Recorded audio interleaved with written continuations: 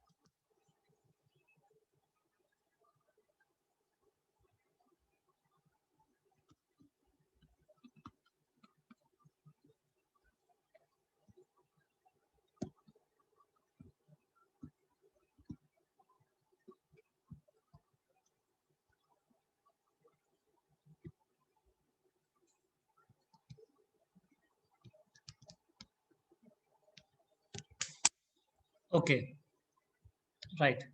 तो I have completed the example. अच्छा, बताओ, मुझे बताओ, raise your hand and answer में। ये जो बिल ऑफ एक्सचेंज मैंने बनाया है, इसमें तीन पार्टीज हैं, पहले मैं आपको क्लियर कर देता हूँ। मैं ड्रॉअर हूँ, Sahil Girdhar is a drawer. मैंने ऑर्डर करा है अंकुर को, तो अंकुर इज द मैंने ऑर्डर करा है अंकुर को, तो Ankur is the drawee. And payment मिलेगा अंशुमन को, तो Anshuman is the payee, right. यहाँ पर इसको एक्सेप्ट भी कर लिया गया है बाय द अंकुर, बट उसने एक्सेप्टेंस के साथ लिखा है एक्सेप्टेड इफ गुड रिसीव्ड, और अंकुर ने ये लिख दिया, राइट.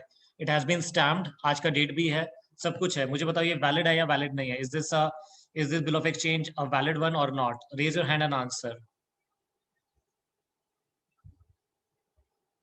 ओके, हाँ जी, दिशा बताएंगी. दिशा बताइए. सर वैलिड नहीं है क्योंकि कंडीशन आ गई इसमें. So this is not valid. Okay, let me go and read the definition of the bill of exchange, right? Okay. Disha, can you read the definition? एक बार पढ़ना. The definition of bill of exchange. Yes, sir. हाँ. According to Section 5 of the Act, a bill of exchange is an instrument in writing containing an unconditional order signed by the maker. हाँ, तो what it says? Unconditional what? Order. Unconditional order. Okay. I'm coming back to my example. मुझे बताओ यहाँ पे क्या order is conditional? No, sir. अभी तो आपने बोला कि it's not valid because it contains an conditional order.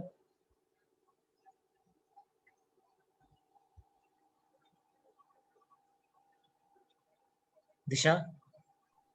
Yes, sir. बताओ, जल्दी बताओ. पता नहीं सर. ओके, अच्छा मुझे एक बात बताओ, इसमें जो ऑर्डर है इज इट कंडीशनल और अनकंडीशनल? जो एग्जांपल मैंने लिखा है, द ऑर्डर इज कंडीशनल और unconditional? Unconditional. Unconditional. It's unconditional, right. Okay, definition को आगे पढ़ते हैं. मैं एक एक करके पढ़ता हूँ. इट्स रिटन, यस रिटन में है. अनकंडीशनल ऑर्डर है, yes it contains an unconditional order. Is it signed by the maker? Yes of course, मैंने साइन किया है उसको. डायरेक्ट करा सर्टेन पर्सन को? यस मैंने डायरेक्ट कर सर्टेन पर्सन को. Certain person is here is Ankur. To pay certain sum of money only, मैंने पैसों को लिखा 100 रुपीज पे करना है. हो सकता है बीरर को, हो सकता है किसी पर्सन को, हो सकता है उसके ऑर्डर पे किसी को पे करना है. ऑफ कोर्स मैंने लिख दिया that the person should be Anshuman. तो क्या ये जो डेफिनेशन है, जो सेक्शन 5 का डेफिनेशन है बिल ऑफ एक्सचेंज का, क्या ये सारी की सारी जो भी करेक्टरिस्टिक्स है, कंडीशंस, सॉरी जो करेक्टरिस्टिक्स है जो डेफिनेशन में दिया गया है, क्या मेरे एग्जांपल में फुलफिल हो रहा है या नहीं हो रहा है? हाँ जी, अंशुमन बताएंगे. सर नहीं होगा, क्वालिफाइड एक्सेप्टेंस है. हाँ, तो मुझे बताओ ना डेफिनेशन में where it is written that it should be accepted unconditionally. See this is the definition of bill of exchange, right. Bill of exchange is an instrument. तो अच्छा, ये बिल ऑफ एक्सचेंज जो डेफिनेशन है, ये मतलब ही बता रहा है, मतलब it's not an inclusive definition. को इतना बड़ा तो इसका वो नहीं होगा, क्या कहते हैं, इंटरप्रिटेशन नहीं है, right. Is a simple interpretation. Is आ गया, इसका मतलब ये है. क्लियर है? देखो मैं दोबारा रीड कर रहा हूँ. बिल ऑफ एक्सचेंज एक ऐसा इंस्ट्रूमेंट है जो कि रिटर्न में होना चाहिए. मैंने जो बनाया वो रिटर्न में है, यस. उसके अंदर अनकंडीशनल ऑर्डर होना चाहिए. मैंने जो ऑर्डर दिया वो अनकंडीशनल ही है, मैंने कोई कंडीशनल ऑर्डर नहीं दिया. साइंड बाय द मेकर, मैंने उसको साइन करा है. डायरेक्ट करना है सर्टेन पर्सन को, मैंने डायरेक्ट कर सर्टेन पर्सन को. To pay certain some money only, पैसों को ही बनाया मैंने. किसी सर्टेन पर्सन के नाम पे बनाना है, यस मैंने सर्टेन पर्सन के नाम पे बनाया. तो मुझे बताओ कौन सा ऐसा करेक्टरिस्टिक्स है as per section 5 which I have not fulfilled while making this bill of exchange?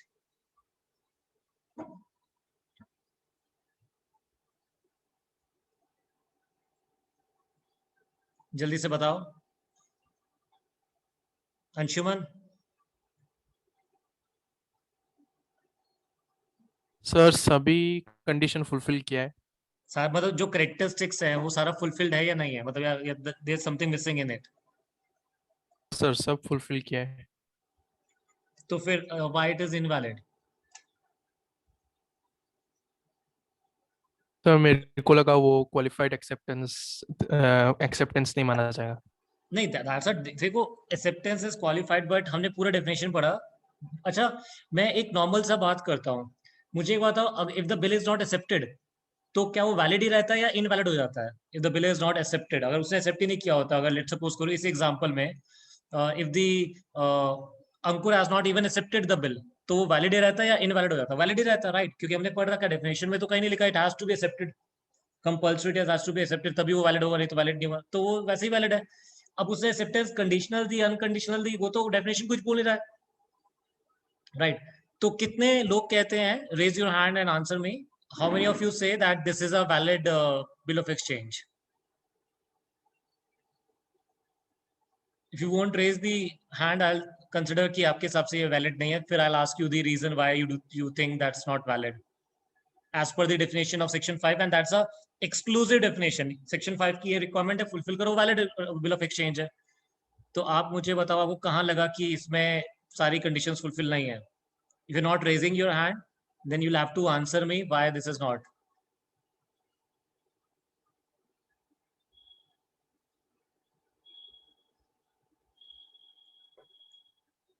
अंकुर ने अभी तक हाथ नहीं उठाया। Ankur, what do you think? Sir class late join किया, पता ही नहीं था। हाँ जी, एग्जांपल नहीं पता ये वाला। अंकुर आपका आवाज बहुत लो आ रहा है। हेलो, महिमा ने भी हाथ नहीं उठाया। महिमा, why do you think it's not valid? Sir condition तो सारी फुलफिल है, पर ड्रॉई के साथ में क्यों ऐसा है? ड्रॉई मतलब आप रख बताओ सकता ना, है। characteristics of section 5 has been fulfilled or not? Sir characteristics are fulfilled, but मुझे ड्रॉई के सिचुएशन में थोड़ा डाउट है। नहीं, डाउट क्यों है? मुझे वही बताओ ना। सेक्शन 5 ने डिफाइन किया what is a valid bill of exchange, उसने रिक्वायरमेंट बताई वैलिड बिल ऑफ एक्सचेंज की। आरबीआई ने मना नहीं करा ऐसा कुछ बिल ऑफ बनाने से। एक्सचेंज के लिए नहीं बोल रही मैं।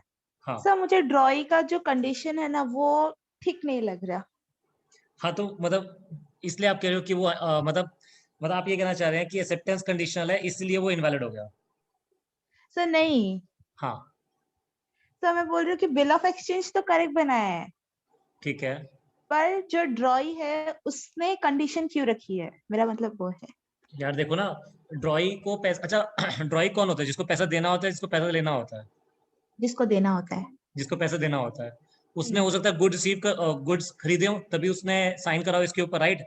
मेरे से गुड्स खरीदे होंगे उसने, तो जब मैंने उसको बिल ऑफ एक्सचेंज दिया साइन करने के लिए, उसने ठीक है मैं साइन करता हूँ, लेकिन सामान आ जाना चाहिए मेरे पास, तो उसने लिख दिया ये चीज उसने बिल ऑफ एक्सचेंज में कि ठीक है मैं एक्सेप्ट कर रहा हूँ बिल ऑफ एक्सचेंज को, लेकिन सामान आ जाना चाहिए, बस ये पता लगे मेरे पास सामान ही ना पहुंचे, तो उसने डाल दिया ये चीज अपने आप को सेव करने के लिए। तब वैलिड है सर, हाथ उठा ली। ओके, महिमा हाथ उठा लेंगी, तो महिमा तो एग्री कर गई हैं। दिशा ने हाथ नहीं उठा रखा अभी भी। दिशा? सर एक चीज है सर, इसमें सर इसमें हम लोग ट्रांसफर तो नहीं कर सकते इस बिल ऑफ एक्सचेंज को, Why? क्योंकि फिर ये तो कंडीशन आ गई ना कि वो अगर गुड्स रिसीव्ड होंगे तभी वो पे करेंगे, तो फिर हम एंडोर्स थोड़ी कर सकते हैं किसी को। Why? मतलब आप उसकी देखो, अगर ये, अच्छा ये बिल होगा किसके पास? Who will have this bill? आपके पास। नहीं, मेरे पास नहीं होगा। ध्यान से देखो एग्जाम्पल को, who is the payee? Bill is always with the payee. Payee कौन है इसमें? I order Ankur to pay a sum of ₹100 to Anshuman after 1 month time. So who is the payee here? अंकुर। नहीं, I order Ankur. Ankur is drawee. Disha? To pay a sum of rupees to Anshuman. Anshuman is payee. पैसा अंशुमन को मिलेगा, right? Yes sir. तो अगर Anshuman oppose नहीं कर रहा, तो मतलब वो कह रहा है ठीक है मुझे कोई दिक्कत नहीं है, वो रख रहा है। अच्छा एक बात बताओ, अगर जैसे ही उसने एक्सेप्टेंस, ड्रॉई को पैसे देना है, अगर वो कंडीशनल एक्सेप्टेंस दे रहा है, तो क्या ये अपोज कर सकता है पे की भाई ये तो गलत है यार, ये सब चीजें मत लिख? क्या उसको अपोज, वो do he has a right to oppose it? मतलब कैन द पे अपोज? नहीं ये लिखेगा तो मैं नहीं मानूंगा, फिर तो रहने दे तू। क्या वो ऐसा अपोज कर सकता था? Yes sir. कर सकता था, लेकिन उसने नहीं किया। अगर नहीं किया तो क्या वो उसको मान रहा है या नहीं मान रहा? मान रहा है। मान रहा है। तो अंशुमन के पास ये बिल है, वो मान भी रहा है, उसमें मुझे कोई दिक्कत नहीं है, ठीक है यार।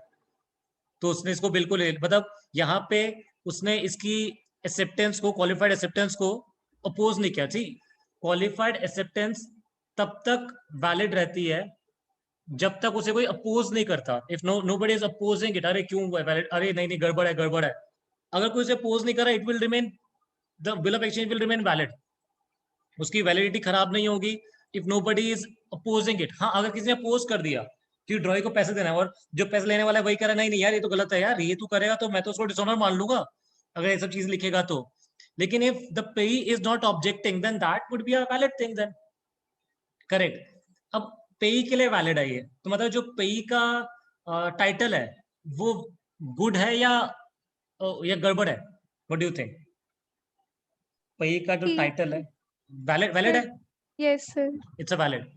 तो जब एक वैलिड टाइटल उसके पास है तो why he can not negotiate it further? अच्छा एक बात बताओ, जो इसको लेगा, मतलब लेट सपोज करो अंशुमन हैज एंडोर्स, मैं कर भी देता एंडोर्स कर देता हूँ, लेट सपोज करो अंशुमन परचेज गुड्स फ्रॉम महिमा, है ना, तो अंशुमन ने लिख दिया एंडोर्स्ड टू महिमा एंड अंशुमन साइंस इट्स, और महिमा ने ये जो बिल लिया उसने, अच्छा व्हाट विल महिमा एज्यूम, मतलब जब महिमा बिल ये ले रही है, जब उसके पास आ रहे नेगोशिएट होके, तो महिमा क्या एज्यूम करेगी कि सामान पहुंच गया होगा या सामान नहीं पहुंचा होगा टू दी अंशुमन, पहुंच सॉरी गया होगा। टू दी अंकुर के पास सामान पहुंचा होगा या नहीं पहुंचा होगा, मतलब व्हाट विल महिमा कंसिडर? वो तो यही सोचेगी कि मिल गया होगा अंकुर को सामान, तभी तो ये मतलब ये नेगोशिएट कर रहा है, जब इसका टाइटल वैलिड है तो ठीक है।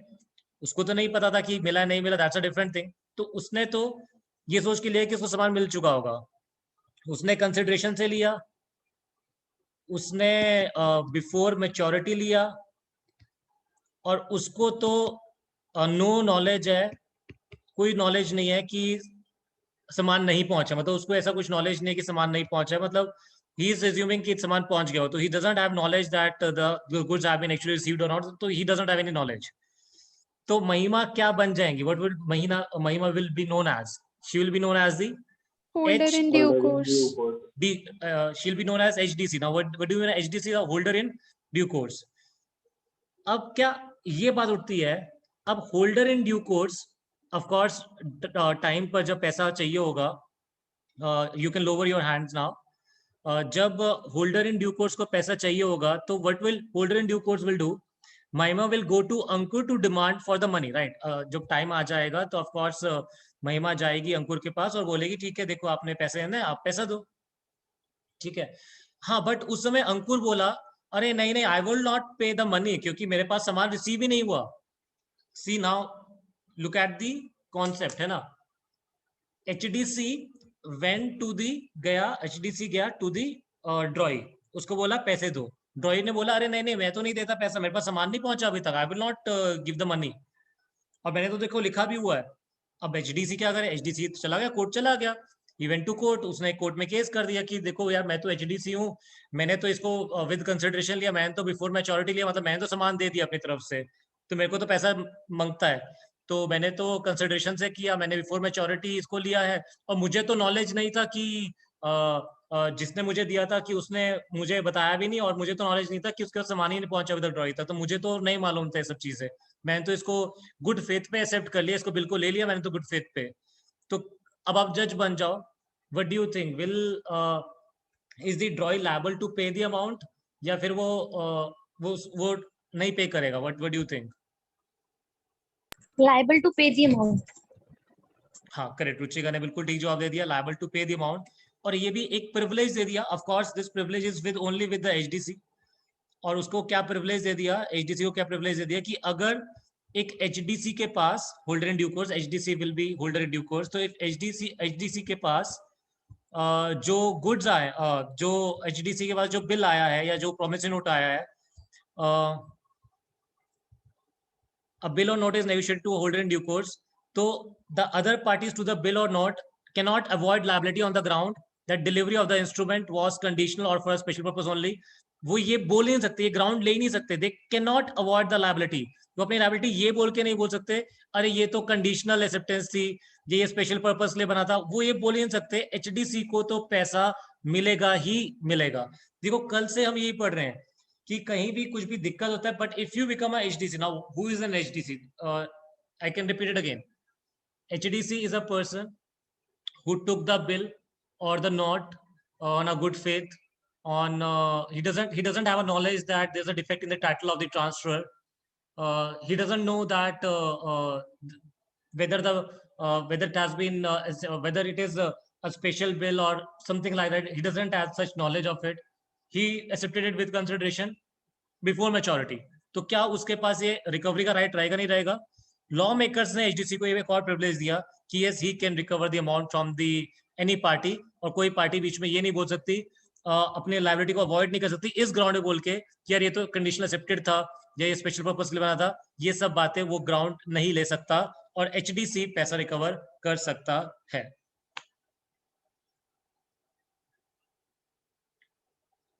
राइट? कुछ डाउट है तो मैं 1 मिनट रुकूंगा, नहीं तो I will repeat it and then I will go forward. कुछ भी डाउट है तो बताओ. अंशुमन ने हाथ उठाया, बताइए. ओके, नहीं उठाया. अंशुमन ने हाथ नीचे कर लिया. कुछ और डाउट? अच्छा, मैं एक बार रिपीट करता हूँ. एचडीसी कौन होता है? देखो, मैं बार बार रिपीट करूँ ताकि आपको याद हो जाए, और आपको पेपर में ये केस स्टडी जरूर आता है एचडीसी रिलेटेड, इसलिए मैं बार बार फोकस कर रहा हूँ. एचडीसी को कुछ बेनिफिट्स मिलते हैं. एचडीसी कौन होता है? जिसको काइंड ऑफ नेगोशिएबल इंस्ट्रूमेंट मिलता है विद कंसिडरेशन, जो नेगोशिएबल इंस्ट्रूमेंट को लेता है बिफोर मैच्योरिटी, जो नेगोशिएबल इंस्ट्रूमेंट को लेता है ये सोच के कि उसको नहीं पता होता कि जो ट्रांसफर है उसके टाइटल में डिफेक्ट है, तो उसने तो गुड फेथ पे लिया होता है, तो उसको कुछ प्रिविलेजेस मिलते हैं. मतलब वो इन क्वालिटी इंस्ट्रूमेंट पे स्टैम्प वैल्यू जितना पैसा रिकवर कर सकता है. पे फिक्टिशियस है, उससे फर्क नहीं पड़ता है. कंडीशनल था, उससे फर्क नहीं पड़ता है. फ्रॉडुलेंटली ड्रॉई से साइन कराया गया था या ड्रॉई ने साइन किया था अनलॉफुल कंसिडरेशन से, उससे भी फर्क नहीं पड़ता है. तो मतलब HDC is getting certain benefits. Right? Okay.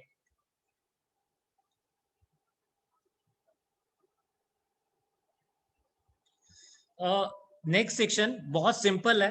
देखो, ये एक राइट दिया हुआ है कि in a suit by a holder in due course, मतलब अगर एक holder in due course case करता है तो जो मेकर है प्रोमिसरी नोट का, क्योंकि उसकी लायबिलिटी होती है पे करने की, और drawer of the bill of exchange, क्योंकि उसका सेकेंडरी लायबिलिटी होती है पे करने की. No acceptor of bill of a bill for the honour, मतलब जो एक्सेप्टर हो गया, मतलब ऑफ कोर्स की प्राइमरी लायबिलिटी होती है पे करने की. Shall be permitted to deny the validity of the instrument as originally made और ड्रॉन. मतलब वो ये नहीं बोल सकता कि ये ओरिजिनल नहीं है, ये गड़बड़ है इसके अंदर. अगर उसने उसको एक्सेप्ट करा है, मतलब प्रोमिसरी नोट अगर साइन करा है मैंने, या फिर अगर मैंने बिल को ड्रॉ करा है, मेरा लायबिलिटी आता है, सेकेंडरी लायबिलिटी है मेरा, या फिर मैंने उसको एक्सेप्ट करा बिल ऑफ एक्सचेंज को, तो मैं कल को ये नहीं बोल सकता होल्डर इन ड्यू कोर्स को, अरे ये तो ओरिजिनल नहीं है, नहीं नहीं नहीं, मैं इसकी ओरिजिनल वैलिडिटी डिनाई करता हूं, मैं ऐसा नहीं कर सकता, मुझे पैसा पे करना पड़ेगा, because this is a privilege being given to a holder in due course. Right? एक लास्ट है पॉइंट, मैं ये पढ़ा के फिर आपसे डाउट भी ले लूंगा, कोई प्रॉब्लम नहीं है, आराम से डाउट ले लूंगा आपसे. अच्छा, वैसे तो मैं एक जनरल बात कर रहा हूँ, पहले एक और जनरल बात कर रहा हूँ. मुझे बताओ, क्या एक बिल ऑफ एक्सचेंज में can payee be a minor? No. Okay, Ruchika ने आंसर कर दिया, जल्दी से आंसर कर दिया. मैं दोबारा पूछता हूँ एक बार, आराम से सोच के बताओ. बहुत सिंपल सा question I am asking. Can a minor be a payee in a bill of exchange? Yes, Mahima yes. बताएंगी. Yes, sir. हाँ, बिल्कुल हो सकता है. Ruchika, why you said no? Payee वो बंदा होता है जिसको पैसा मिलना है. यहाँ पे तो पेई का राइट क्रिएट होता है, and minor can always be beneficiary. Minor तो पैसा रिकवर कर ही सकता है. रुचिका कहाँ गई? रुचिका बट सर जो कॉन्ट्रैक्ट होता है वो तो वर्ड ऑफ इनिशियो होता है ना. नहीं बेटा, आप याद करो फाउंडेशन में कि अगर एक अग्रीमेंट बनता है माइनर के लिए, माइनर राइट क्रिएट होता है जिस भी अग्रीमेंट में, तो माइनर कैन बी बेनिफिशियरी, वो वैलिड होता है. बट वो उसकी मतलब भले के लिए किया जाता है या उसका गार्डन उसके भी हाथ पे करता है, वो तो हाँ. तब होता है ना. हाँ, तो पेई था तो पैसा मिलना है ना बेटा, भला ही है उसका पैसा मिलना. अच्छा, मैं एक और क्वेश्चन पूछता हूँ. Can a minor be a maker in case of promissory note? हाथ उठा के जवाब देना. Can a minor be a maker of a promissory note? हाँ जी, महिमा बताएंगी. No, sir. नहीं बन सकता, क्यों? क्योंकि फिर उसका लायबिलिटी आ जाएगा, करेक्ट? Yes sir. मतलब he can be beneficiary in all the negotiable instrument, लेकिन वो बेनिफिट ले सकता है लेकिन उसका लायबिलिटी क्रिएट नहीं हो सकता, राइट? अच्छा, बड़े ध्यान से मेरी बात को सुनना दोबारा से, एक और लास्ट क्वेश्चन है, उसके बाद ये वाला पॉइंट क्लियर हो जाएगा आपको। क्या माइनर उस बिल को आगे फर्दर काइंड ऑफ नेगोशिएट कर सकता है? If a minor is a payee in a bill of exchange, बाकी सारे मेजर है, all other parties are major, बस माइनर इज अ पेई, बाकी all are the majors. Can minor negotiate it further? हाँ जी, पीयूष बताएंगे। सर माइनर कॉन्ट्रैक्ट ही नहीं कर सकता सर। तो मतलब he can not negotiate. Let's suppose करो माइनर को किसी को पैसे देना था, माइनर ने उस पैसे की हाँ जगह जी। बोला, अरे ये बिल ले लो आप, he was a payee in the bill. Sir liability कभी कभी क्रिएट हो जाता है ना, अगर ड्रॉई का अगर कुछ हो गया तो सर्टेन सेकेंडरी तो लाइबिलिटी आ जाता है ना। नहीं, जो देखो ट्रांसफर इसमें कर प्राइमरी लायबल कौन होता है? who is the, देखो आप याद करो, अगर माइनर और मेजर मिलके लोन लेते हैं और वो एग्रीमेंट वैलिड होता है, वॉइड होता है? वैलिड होता है minor sir. And major took a loan, दोनों ने जॉइंटली मिलके लोन लिया, तो वैलिड होता है, वॉइड होता है? वो वैलिड होता है सर। वैलिड होता है, वैलिड क्योंकि होता है सर। माइनर का लायबिलिटी नहीं होता लेकिन major is liable in it, right? Major का लाइबिलिटी, हाँ सर। तो अगर लेट सपोज करो कि माइनर ने आगे नेगोशिएट कर दिया उसको, करेक्ट, तो इसमें एक तो कल को अगर ड्रॉ नहीं दिया तो ऑफ कोर्स ड्रॉवर को और पे को देना पड़ेगा पैसा, राइट? हाँ लेकिन सर। अगर पे माइनर है तो लायबल नहीं होगा, but still will that be regard as valid और नॉट? वैलिड होगा सर। हाँ, क्योंकि वैलिड होगा उसका यार, बिल्कुल लाइबिलिटी। वैलिड होगा। हाँ हाँ। अगर देखो यही पॉइंट, लास्ट पॉइंट यही है कि अगर आपके माइनर ने उसको आगे नेगोशिएट कर दिया फर्दर और वो होल्डर इन ड्यू कोर्स को मिल गया, तो होल्डर इन ड्यू कोर्स जब पैसे रिकवर करना चाहेगा ड्रॉई को, तो ड्रॉई ये नहीं बोल सकता कि पे इज अ माइनर तो I am not liable to pay. नहीं, वो जो ड्रॉई है वो मेजर था, उसको पे करना पड़ेगा, अगर वो नहीं पे करता ड्रॉर को पे करना पड़ेगा। ऑफ कोर्स पे ही लायबल नहीं हो क्योंकि वो तो माइनर था, बाकी सबको पैसा पे करना पड़ेगा। तो बहुत सिंपल सा है कि in a suit by holder in due course, अगर होल्डर इन ड्यू कोर्स ने केस करा, तो जो मेकर है प्रॉमिस नोट का या जो बिल ऑफ एक्सचेंज का एक्सेप्टर है, मतलब जो ड्रॉई है, वो डिनाई नहीं कर सकता कि पे की कैपेसिटी नहीं थी नेगोशिएट करने की। पे की कैपेसिटी है या नहीं है उससे मैटर नहीं करता। Holder in due course ultimately अपना पैसा ड्रॉई से in the case of bill of exchange या फिर मेकर से in the case of promise note अपना पैसा रिकवर कर सकता है। This is the last privilege which is given to the holder in due course. अब वो क्लियर हुआ या नहीं हुआ? कोई पॉइंट आप चाहते हो मैं रिपीट करूं? मैंने आपको सारे प्रिविलेजेस पढ़ा दिए होल्डर इन ड्यू कोर्स के। अगर कोई भी पॉइंट आपको लगता है कि आपको नहीं समझ में आया तो प्लीज बताओ, मैं बता दूंगा एक बार। सही है, लास्ट वाला ही क्लियर नहीं हुआ। लास्ट वाला सिंपल है बेटा, मैं दोबारा रिपीट करता हूँ। होल्डर इन ड्यू कोर्स अगर केस करता है ड्रॉई के ऊपर इन case of bill of exchange, तो ड्रॉई ये नहीं बोल सकता कि जो नेगोशिएट जिसने किया है वो माइनर है या उसको कॉन्ट्रैक्ट बनाना का राइट ही नहीं है, उससे फर्क नहीं पड़ता। मतलब जिसने नेगोशिएट करा उससे मैटर नहीं करता। अगर ड्रॉई एक मेजर है, वो लायबल है पे करने के लिए, तो उसको पे करना पड़ेगा। Holder in due course right होगा कि वो अपना पैसा रिकवर कर सकता है। हाँ जी, सोनू कुछ बोलना चाहते हैं? नहीं बोलना चाहते? नहीं सर। ओके, हाँ, कुछ और डाउट आपको? सर फिफ्थ पॉइंट एक बार है। Fifth point, okay. Fifth point ये कहता है, देखो वैसे तो मैं एक और तरीके से आपको समझाता हूँ, मैं भी शायद उससे और क्लियर हो जाएगा आपको। क्या कभी कभी बिल गुम हो सकता है और उसको डुप्लीकेट कॉपी बन सकती है? मतलब क्या ऐसा हो सकता है कि बिल गुम हो जाए ओरिजिनल वाला और डुप्लीकेट कॉपी चल रही हो? क्या ऐसा हो सकता है? Yes sir. ऐसा हो सकता है। तो अगर लेट सपोज करो कोई डुप्लीकेट कॉपी पहुंच गई किसी होल्डर इन ड्यू कोर्स के पास, तो क्या वो उस डुप्लीकेट कॉपी से अपना पैसा रिकवर कर सकता है या ओरिजिनल से ही पैसा रिकवर कर सकता है?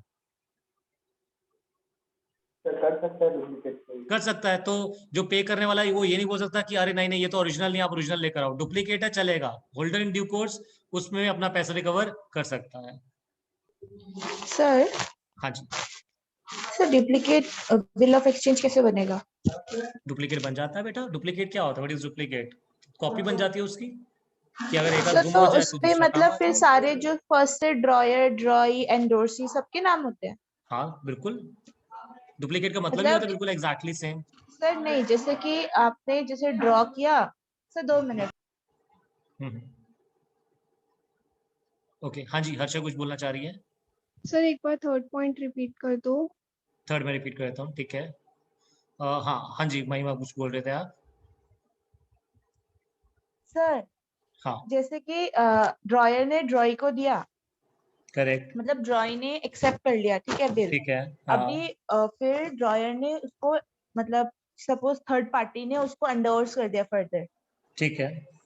डुप्लीकेट हमेशा ड्रॉई ने साथ में ही उसको, रहता है, duplicate is always remains with the original. Sir मतलब दो दो बिल ऑफ एक्सचेंज साइन करने पड़ते हैं उनको? दो क्यों बेटा, सेम ही है, डेट सेम है। सर नहीं, मतलब डुप्लीकेट भी तो हाँ, पेपर डुप्लीकेट भी फॉर्मेट में साइन कर होगा देंगे। ना, हाँ हाँ, तो वो देखिए वो मतलब दोनों पेमेंट एक साथ बार साथ करेगा ना, चलते हैं। मतलब या तो वो ओरिजिनल वाले पे करेगा या तो डुप्लीकेट वाले पे करेगा, दो बार तो पेमेंट नहीं करेगा ना वो। सर पेमेंट तो एक बार करेगा, पर मतलब साइन दोनों पेपर्स पे करता होगा एक हाँ साथ। हाँ, कर देता, करेक्ट, हाँ। सर अगर दोनों, सर नहीं, दोनों का क्या ही घूमा, ठीक है। ओके, मैं एक बार थर्ड पॉइंट रिपीट कर देता हूँ। थर्ड पॉइंट ये कहता है हर्षा कि अगर होल्डर इन ड्यू कोर्स के पास नेगोशिएबल इंस्ट्रूमेंट है, तो जो पे, जिसको पे करना है, जिस पार्टी को पे करना है, वो ये डिफेंस नहीं ले सकती, मतलब ये बोल नहीं सकती कोर्ट में कि अरे ये एक्सेप्टेंस तो कंडीशनल थी, या ये तो एक स्पेशल पर्पस के लिए बना था सिर्फ। वो ये सब चीजें नहीं बोल सकता ड्रॉई, अब उसको पैसा पे करना पड़ेगा, क्योंकि वो बिल पहुंच चुका है किसके पास, होल्डर इन ड्यू कोर्स के पास। But sir holder and due course वाले को भी तो पूछना चाहिए था ना, मतलब जब लिखा भी हुआ है वहां पे तो फिर भी उसने नहीं पूछा, तो गलती तो उसकी भी है ना। नहीं लिखा, देखो उसमें लिखा हुआ है, मैं मान गया, लेकिन देखो ना, वो तो ये एज्यूम कर लेगा ना, या तो ये रिस्पॉन्सिबिलिटी है किसको बताने, किसकी बताने की हुई, जो उसको एंडोर्स करे उसकी रिस्पॉन्सिबिलिटी है बताने की। अगर वो नहीं बताता कुछ, तो वो तो प्रिज्यूम कर लेगा कि ठीक है सामान पहुंच गया होगा उसके पास। मतलब वो ये नहीं प्रिज्यूम करता कि यार ये नहीं पहुंचा होगा सामान। मतलब देखो लॉ लॉजिकल है, आप ये क्यों प्रिज्यूम करना चाहते हो कि सामान नहीं पहुंचा, आप ये प्रिज्यूम करो सामान पहुंच गया। और जनरली आप एक ट्रेड में देखो, ट्रेड में क्या होता होगा, सामान जनरली पहुंच जाता होगा या हर हमेशा झगड़े होते होंगे, what do you think in a trade off, जब आप ट्रेड करते हो, जब आप मार्केट में जाते हो काम करने के लिए, तो जनरली सारे काम हो जाते होंगे या हर बात पे केस होते होंगे एक दूसरे के ऊपर? हो जाते होंगे। हो जाते होंगे, तो why to make it, why to presume it किया वो पूछे हर बार उससे। तो इसलिए लॉ मेकर्स ने बिल्कुल लॉजिकली बोला, ठीक है, उसने बोला एक्सेप्टेड था, कंडीशनल था, कोई बात नहीं, वैलिड है, कोई दिक्कत नहीं है, आगे नेगोशिएट हो गया, वो तो प्रिज्यूम कर लिया। अगर उसको नहीं बताया तो देखो ये उसका, जो नेगोशिएट करने वाला है उसकी रिस्पॉन्सिबिलिटी होनी चाहिए, तो उसको पता होना चाहिए, वो आगे बताएगा। वो नहीं बताएगा, वो तो प्रिज्यूम कर लेगा कि ये पहुंच चुका है, सब कुछ सामान हो चुका है, तो वो तो ड्रॉई से पैसा रिकवर कर सकता है। हाँ जी दिशा। सर जो फिफ्थ पॉइंट है उसमें जैसे जो डुप्लीकेट बिल होगा वो हाँ, अगर हमने एंडोर्स कर दिया है और जो ओरिजिनल बिल है वो किसी और के पास चला गया और उसने एंडोर्स कर दिया, तो डबल पेमेंट फिर नहीं करनी पड़ेगी ड्रॉई नहीं को। नहीं नहीं नहीं, एक्चुअली देखो, हम बिल्कुल, मैं प्रैक्टिकली बात करता हूँ। जैसे ही ओरिजिनल और डुप्लीकेट एक साथ घूमता है, अगर ओरिजिनल गुम हो जाता है ना, डुप्लीकेट फिर आगे नहीं जा पाएगा। मतलब फिर जो जिसका डुप्लीकेट है बस वही जाके पैसा ले आएगा। Okay sir. क्योंकि आप देखो ना, अब वो अच्छा आप प्रैक्टिकली सोचो, क्या डुप्लीकेट को एक्सेप्ट करेगा? मतलब आगे जब इसको आप नेगोशिएट करोगे फर्दर, तो क्या कोई डुप्लीकेट लेगा या डुप्लीकेट नहीं लेगा? नहीं लेगा। नहीं लेगा। तो जो जिसका डुप्लीकेट था, ओरिजिनल गुम हो गया जिससे, उसका सिर्फ ये ऑप्शन बचता है कि वो जाएगा ड्रॉई के पास, बोलेगा मेरे से ओरिजिनल गुम हो गया, आप मुझे पैसे दे दो, मैं तो होल्डर इन ड्यू कोर्स हूँ। तो वो उसको तो पैसा देना पड़ जाएगा फिर। Okay sir. सर हाँ जी, सर वो डुप्लीकेट है कैसे पता चलेगा? डुप्लीकेट कॉपी जब बनाते हैं तो लिखते हैं उसके ऊपर डुप्लीकेट कॉपी। ओह ठीक है। ओके, अब मैं आपसे एक क्वेश्चन पूछ रहा हूँ, बहुत ध्यान से सुनना, बहुत ध्यान से। अगर आपने आंसर कर दिया मतलब आपको ये समझ में आया, अगर आपने आंसर गलत दिया तो मतलब अभी भी कहीं ना कहीं कुछ गड़बड़ चल रही है, which will have to understand it, right? मैंने एक बिल ड्रॉ करा, मैं एग्जांपल में लिखता हूँ, late me right the example.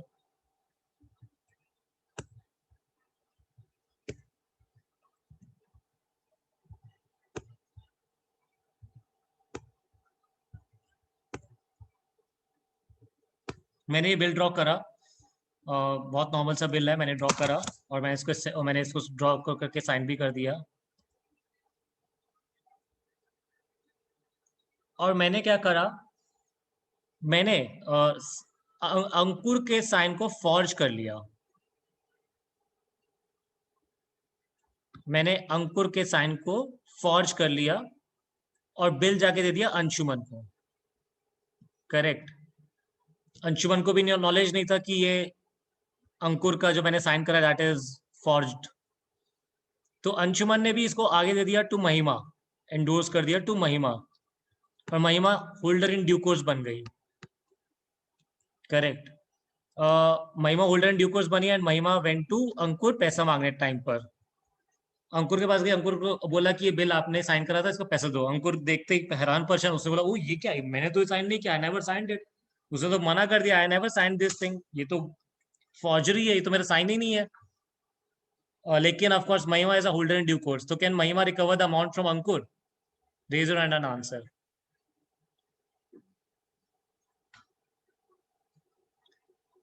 Harsha जवाब देंगी। हाँ जी हर्षा बताइए। नो सर, फॉर्जरी हर एक केस में इनवैलिड ही होता है। ओके, तो हर्षा ने जवाब दे दिया कि forgery in all circumstance, in all laws, it's always void, उसका कोई भी लीगैलिटी नहीं होती है। अगर आप उससे एग्री करते हैं with the statement given by Harsha, raise your hand. मतलब यहाँ पे क्लियरली हर्षा आंसर करना चाहती है कि महिमा अंकुर से पैसा रिकवर नहीं करती, even if Mahima is holder in due course, फर्क नहीं पड़ता, Mahima can not recover the amount from Ankur. If you agree with the statement given by Harsha, raise your hand. अगर आप नहीं करते हैं तो आप हाथ मत उठाइएगा, फिर मैं आपसे बात करूंगा आपका क्या you know kind of view है, आपका व्यू जानने की मैं कोशिश करूंगा। And it's not compulsory, you have to raise your hand, है ना?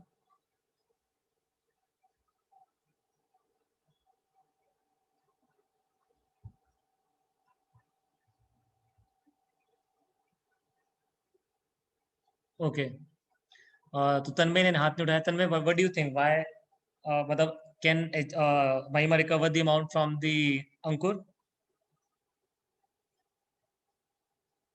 नहीं सर। फिर हाथ नहीं उठाया, अ, सो गया क्या बेटा तू? सर हमको लगा हम उठा, नहीं सर हमको लगा हम उठा। सोनू ने हाथ नहीं उठाया। सोनू? सर कल भी आपने एक सिमिलर एग्जांपल दिया था जहाँ पे एक पार्टी इन्वॉल्व था, अंकुर किसी का और एग्जांपल दिया था जो रिकवर कर सकता था अमाउंट, क्योंकि वो फोर्स था जो उसको पता नहीं था जिसको एक्चुअली मनी देना है। तो आई थिंक उस एग्जांपल से सर रिलेट करे तो आई थिंक महिमा can recover the money from Ankur. But देखो Because बेटा, महिमा is हमेशा not याद informed. रखना वो पेई का साइन होता है जहाँ फॉर्जरी होती है, दिक्कत थी। लेकिन जहाँ पे ड्रॉई का साइन ही, अगर जिसको पेमेंट करनी है उसका ही साइन अगर फॉर्ज हुआ, तो क्या उसको पे करना पड़ेगा या नहीं पे करना पड़ेगा? यहाँ पे ड्रॉई के साइन ही फॉर्ज है। अंकुर बताएंगे। अंकुर, व्हाट डू यू से? सर मतलब ऐसे तो साइन फॉर्ज है, लेकिन थर्ड पार्टी को क्या पता कि ये मतलब गलत है? वो तो उसके पास तो राइट है ना होल्डर इन ड्यू कोर्स की, वो अमाउंट मैं रिकवर कर बोलना सकता है। चाहता था, उसको अच्छा, तो मैं एक पता बार नहीं। प्रिविलेजेस पे आता हूँ, मुझे बताओ कौन से पॉइंट के से उसको राइट आता है ये वाला? तो उसको मतलब पता नहीं था ना कि ये लॉ इन कंसिडरेशन में हुआ है। हाँ मैं मान गया, but these are the certain privileges which is given to a holder in due course. Sir point 4 point 4 नहीं, पॉइंट 4 कहता है कि आपने अनलॉफुल मीन से लिया, मतलब फ्रॉडुलेंटली साइन कराया। साइन तो उसे कराया लेकिन फ्रॉडुलेंटली कराया। या फिर आपने अनलॉफुल कंसिडरेशन के लिए साइन कराया, मतलब खून खराबे के लिए, किडनैपिंग के लिए, तब साइन कराया। मतलब यहाँ पे साइन तो ड्रॉ ही नहीं ही करे हैं। तो वो भी तो अनलॉफुल हुआ कि वो तो फॉर्जरी किया, वो भी तो लॉ के अगेंस्ट हुआ ना साइन। नहीं, देखो दो चीजें हैं, एक है अनलॉफुल कंसिडरेशन, यहाँ पे अनलॉफुल कंसिडरेशन है। इट नेवर सेज कि बिल ऑफ एक्सचेंज जो बना है वही अनलॉफुल है, ऐसा नहीं लिखा। उसने लिखा जो consideration that is unlawful, and उसका नॉलेज नहीं था टू द जो लास्ट पे ही है, उसको ये नॉलेज नहीं था। या ड्रॉई ने अनलॉफुल मीन से साइन, मतलब ड्रॉई का जो साइन हुआ था वो अनलॉफुल मीन से, मतलब यहाँ पे पॉइंट नंबर 4 में ये चीज क्लियर है कि साइन तो ड्रॉई ही नहीं किए थे।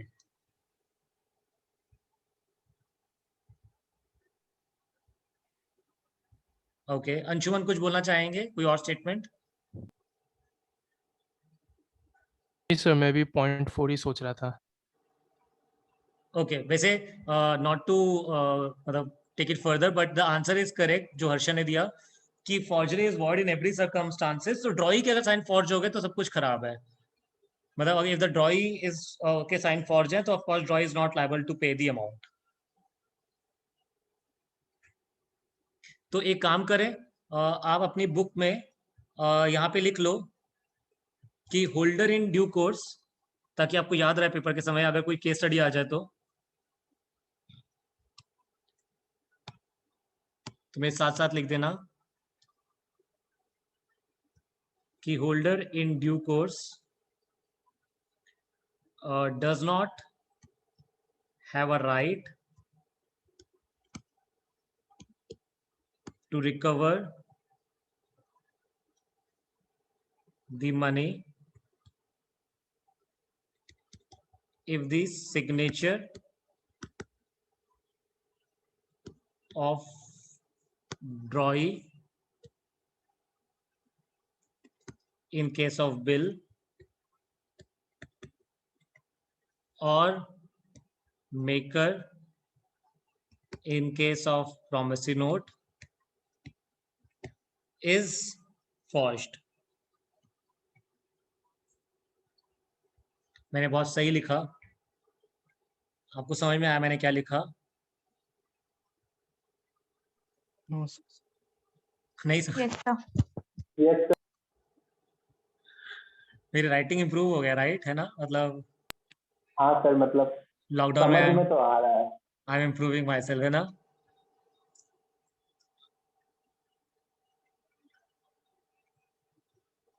सब प्रॉमिसरी नोट के आगे क्या लिखा है?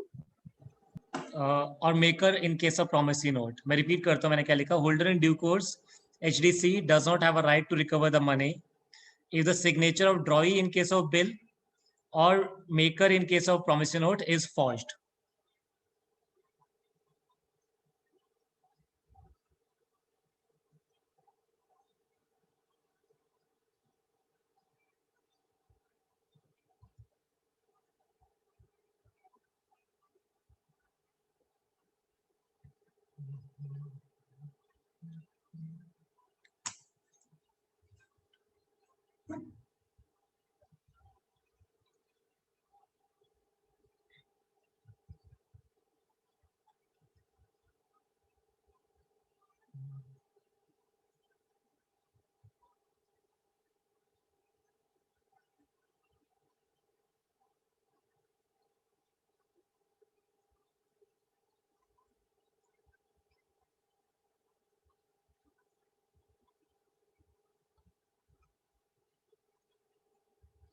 करेक्ट आपने लिख लिया तो मुझे बताना। I will start with the next topic. हो गया सर। ओके तो मैं इसके ऊपर सेक्शन के ऊपर लिख दूं कि हमने इसको पढ़ लिया। तो we have read holder in due course section 9 हमने पढ़ लिया, राइट? अच्छा इसके ऊपर एक सेक्शन है, सेक्शन नंबर 8 होल्डर।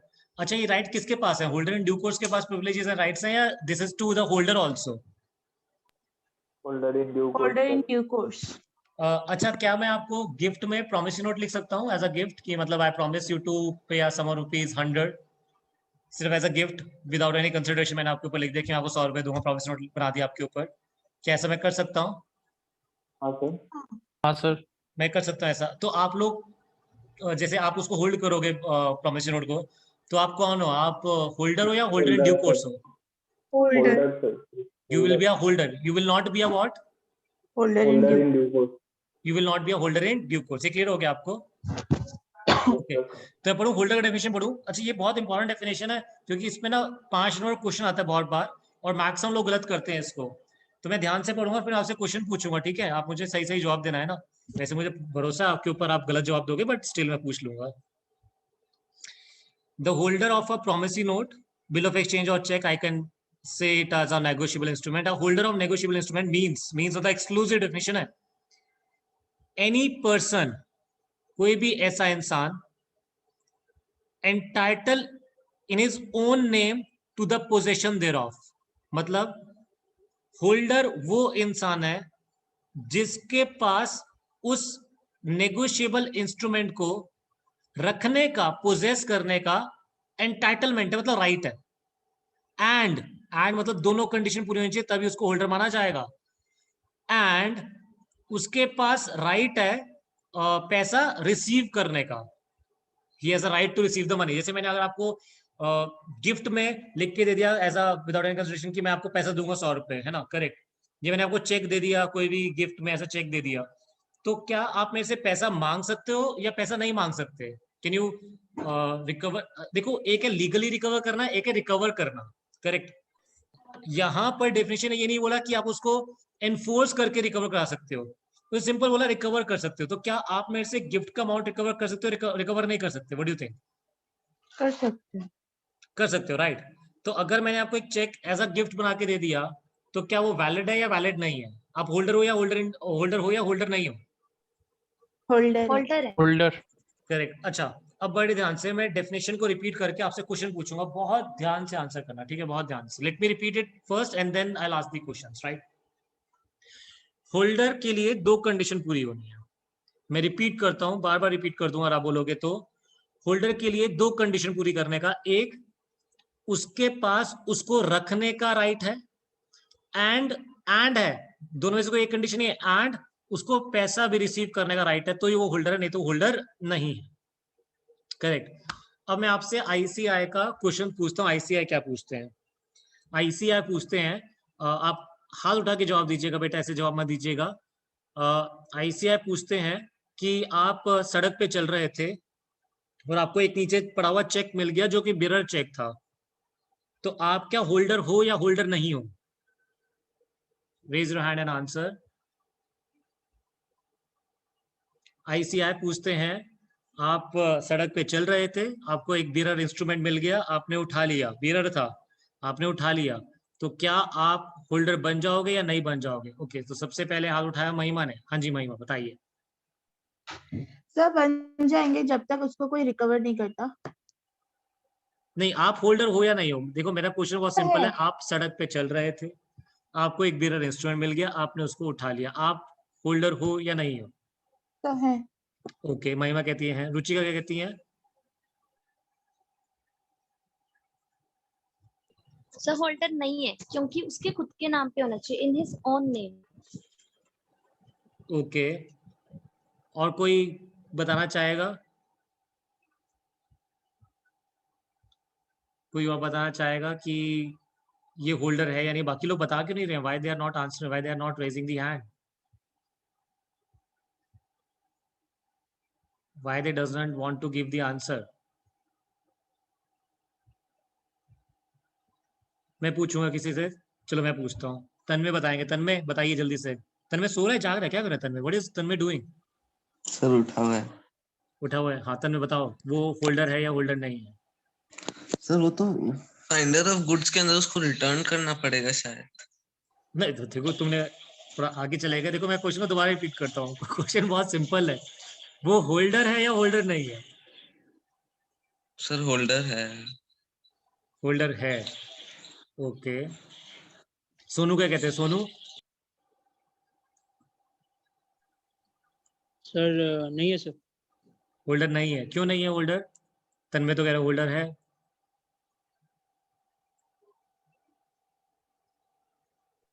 सर उसने पोजेस तो कर लिया जो मिला उसको। तो मतलब उसको एंटाइटलमेंट था उसको पोजेस करने का। He has the entitlement to possess it. अगर आपको सड़क पे कुछ चलता हुआ मिल गया, इंस्ट्रूमेंट मिल गया, तो you will have the entitlement to possess it. No sir, हमको तो रिटर्न करना पड़ेगा, ऑफ कोर्स जनरल बात है, लेकिन हाँ वो रख लिया तो he has possessed it, but नहीं, तो उसको एंटाइटलमेंट है उसे पोजेस करने का, नहीं है। देखो लॉ क्या कहता है, लॉ भी क्यों, डेफिनेशन क्या कहती है, एक ऐसा होल्डर वो इंसान होगा जिसको उसको पोजेस करने का एंटाइटलमेंट है, उसका राइट है कि उसको रख सके। रखना, उसको पोजेस करना उसको होल्डर नहीं बनाता। देखो ध्यान से पढ़ना है हम लोग को। डेफिनेशन ने ये नहीं बोला आप पोजेस कर रहे हो आप बन जाओगे क्या कहते हैं, मतलब if you possess a negotiable instrument तो you will be a holder, नहीं बोला उसने। उसने बोला अगर आपको उसको पोजेस करने का एंटाइटलमेंट है एंड उस पैसे को रिकवर करने का राइट है, तो आप होल्डर हो, नहीं तो आप होल्डर नहीं हो। आपको सड़क पे चलता हुआ एक नेगोशिएबल इंस्ट्रूमेंट मिल गया, आप मुझे बताओ क्या आपको उसको रखने का, पोजेस करने का एंटाइटलमेंट है या नहीं है? नहीं है सर, नहीं है। नहीं है। तो क्या वो होल्डर है या नहीं है? नहीं है सर। नहीं है, दैट्स द आंसर। रुचि को कुछ बोलना चाहती हैं? रुचि का बताइए। नो सर, बस ये बोलना था कि होल्डर नहीं है।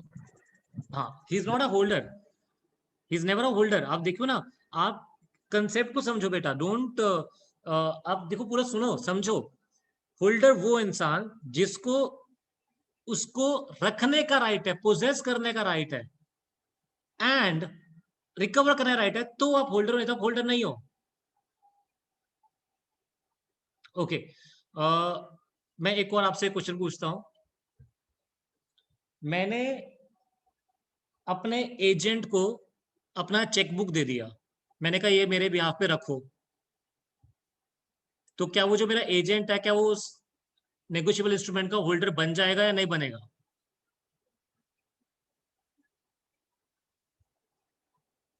हाँ जी, पीयूष जवाब देंगे। सर नहीं बनेगा सर। क्यों नहीं बनेगा? पैसा क्या उसको रखने का टाइटल है या नहीं है? रखने का टाइटल है सर, पर पैसा नहीं ले पाएगा ना, दोनों ऐसा रिकवर करने का राइट नहीं है, तो ऑफ कोर्स बिल्कुल करेक्ट। एजेंट के पास अगर प्रिंसिपल का नेगोशिएबल इंस्ट्रूमेंट पड़ा है तो वो होल्डर नहीं है। ओके, मैं एक और क्वेश्चन पूछता हूँ तुम लोग से। सर हाँ जी। सर एक बार जो आपने लास्ट वाला एग्जाम्पल बताया था उसमें वो बियरर इंस्ट्रूमेंट था ना, तो वो तो Correct. पोजीशन तो उसका हो ही जाएगा अपने आप ही, नहीं, क्योंकि देखो बियरर पोजेशन, तो देखो पोजेशन हो जाएगा, बट द थिंग इज, क्या उसको पोजेस करने का एंटाइटलमेंट है उसके पास? क्या उसको पोजेस करने का राइट है? If you are a finder of goods, you are not the owner of that goods, right? Sir but bearer तो ये होता है ना कि वो जिसके पास रहेगा वो उसी का ही फिर वही रिकवर बट कर सकता। अगर आपको मिल गया, कहीं पड़ा हुआ मिल गया सड़क पे, still will you don't have the right to possess it, right? अच्छा एक बात बताओ, आपको नीचे पड़ा हुआ पैसा मिल गया, तो क्या आपका राइट है उसको रखने का? No If sir. you find money on the road, do you have an entitlement to keep the money? नहीं। तो अच्छा, what is negotiable instrument? Is a substitute of money. तो अगर आपको नीचे एक बिरर इंस्ट्रूमेंट मिल गया पड़ा हुआ negotiable instrument, तो will that give you entitlement to possess such negotiable instrument? No No. Sir. तो होल्डर नहीं हुआ। Okay sir. ओके ओके, हाँ मैं एक और पूछता हूँ आपसे, एक मिनट रुको, शायद यहाँ पे क्वेश्चन आंसर्स में लिखा हुआ है, रुकिए।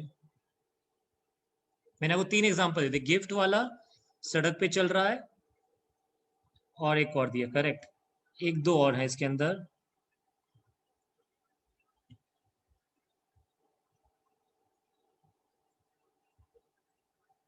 हाँ, बी बताओ, बी वाला point, answer B. A the payee of the cheque, जिसको कोर्ट ने प्रोहिबिट कर रखा है पैसा रिकवर करने से, रिसीव करने से, तो क्या ए होल्डर है या होल्डर नहीं है?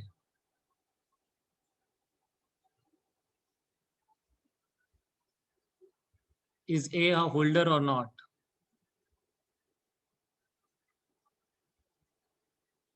हर्षा जवाब देंगी। हाँ जी हर्षा। नहीं है सर, उसके पास राइट ही नहीं है मनी रिसीव्ड होने का। बिल्कुल करेक्ट, तो is not a holder, right? Okay, एम चल रहा था रोड पर, उसको चेक मिल गया बिरार वाला, वो होल्डर नहीं है क्योंकि उसका एंटाइटलमेंट नहीं है रखने का, ये हम बात कर चुके हैं। एजेंट वाला मैंने आपको एग्जांपल दे दिया। ई, अच्छा ई का आंसर करो, ठीक है, ये लास्ट रह गया, ई आंसर करो। बी, जिसने चेक को चोरी कर लिया, who steals a blank check of A, और उसने ए के सिग्नेचर को फॉर्ज भी कर लिया, वो होल्डर है या होल्डर नहीं है? इज ये होल्डर और नॉट? बहुत सिंपल सा है, कोई नया बंदा जवाब देगा इस बार?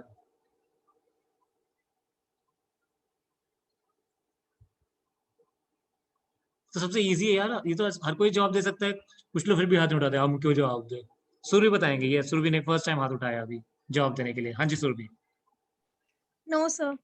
नहीं है, क्यों नहीं है? ऑफ कोर्स, हाँ वो तो, ना ही उसके पास एंटाइटलमेंट है उसको रखने का, और ऑफ कोर्स ना ही उसका पैसे रिसीव करने का राइट है, तो is not a holder.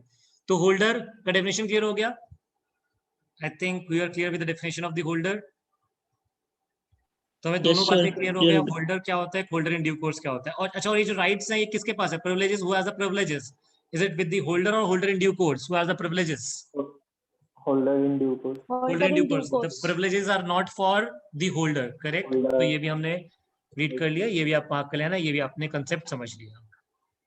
Sir हाँ जी, सर जो लास्ट एग्जांपल था ना जिसमें उसने चोरी किया हाँ और उसने फोर्ज भी तो किया सिग्नेचर्स, हाँ हाँ। तो सर तो वो तो पूरा ही इलीगल एक्ट हो गया, तो वो होल्डर में देखना ही क्यों है?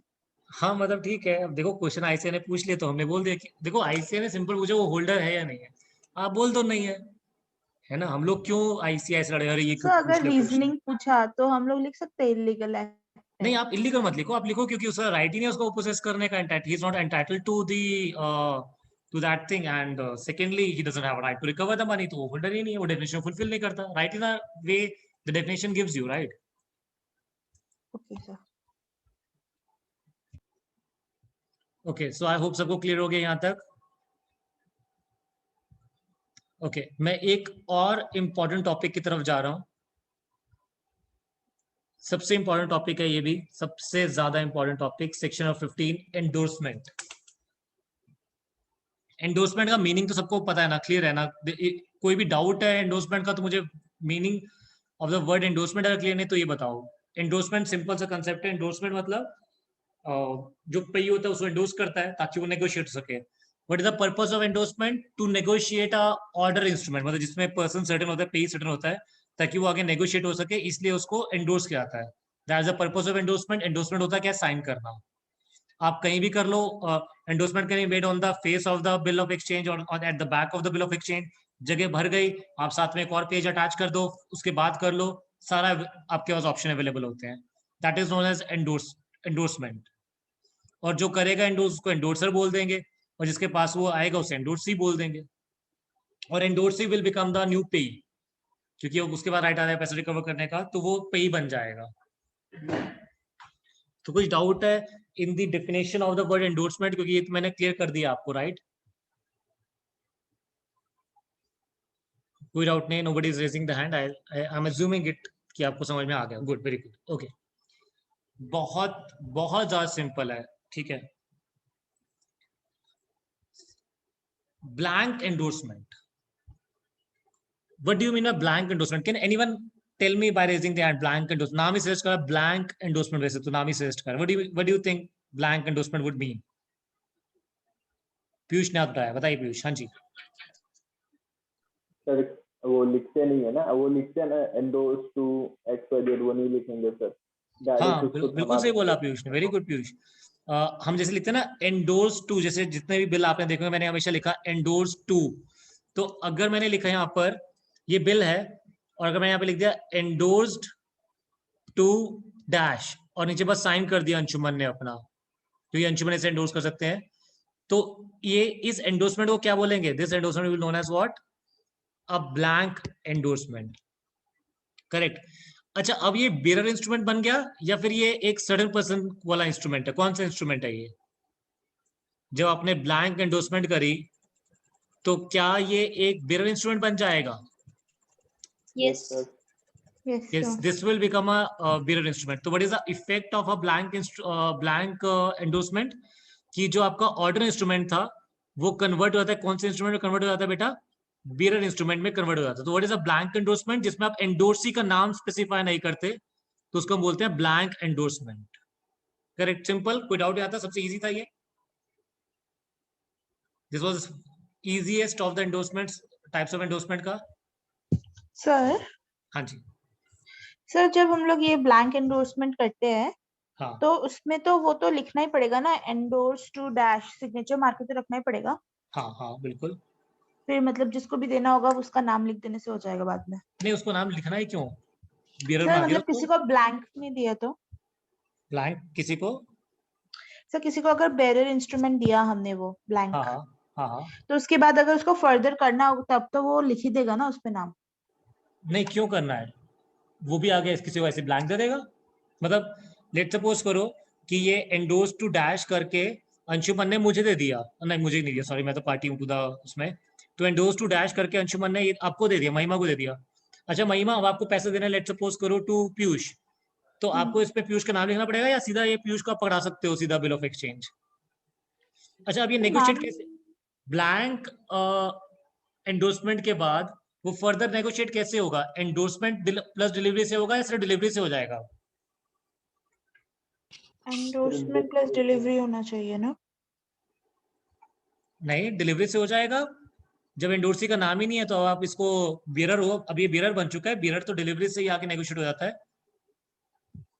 सर मतलब इसमें फिर कभी मतलब अगर ब्लैंक एंडोर्समेंट बना दिया तो फिर इसका मतलब इसमें बाद में नाम लिखने का जरूरत ही नहीं। नहीं है, बस बियरर जब पैसा ड्यू टाइम आ जाए तो बियरर अपना पहुंच जाए पैसा लेने के लिए, पैसा मिल जाएगा उसको। Okay sir. अब क्लियर हो गया ना सबको? सर- बहुत सिंपल था। हाँ जी पीयूष। सर ये मतलब ये ब्लैंक बनाता क्यों है सर? Right ताकि वो नाम तो नेगोशिएट लिख- डिलीवरी से हो जाए।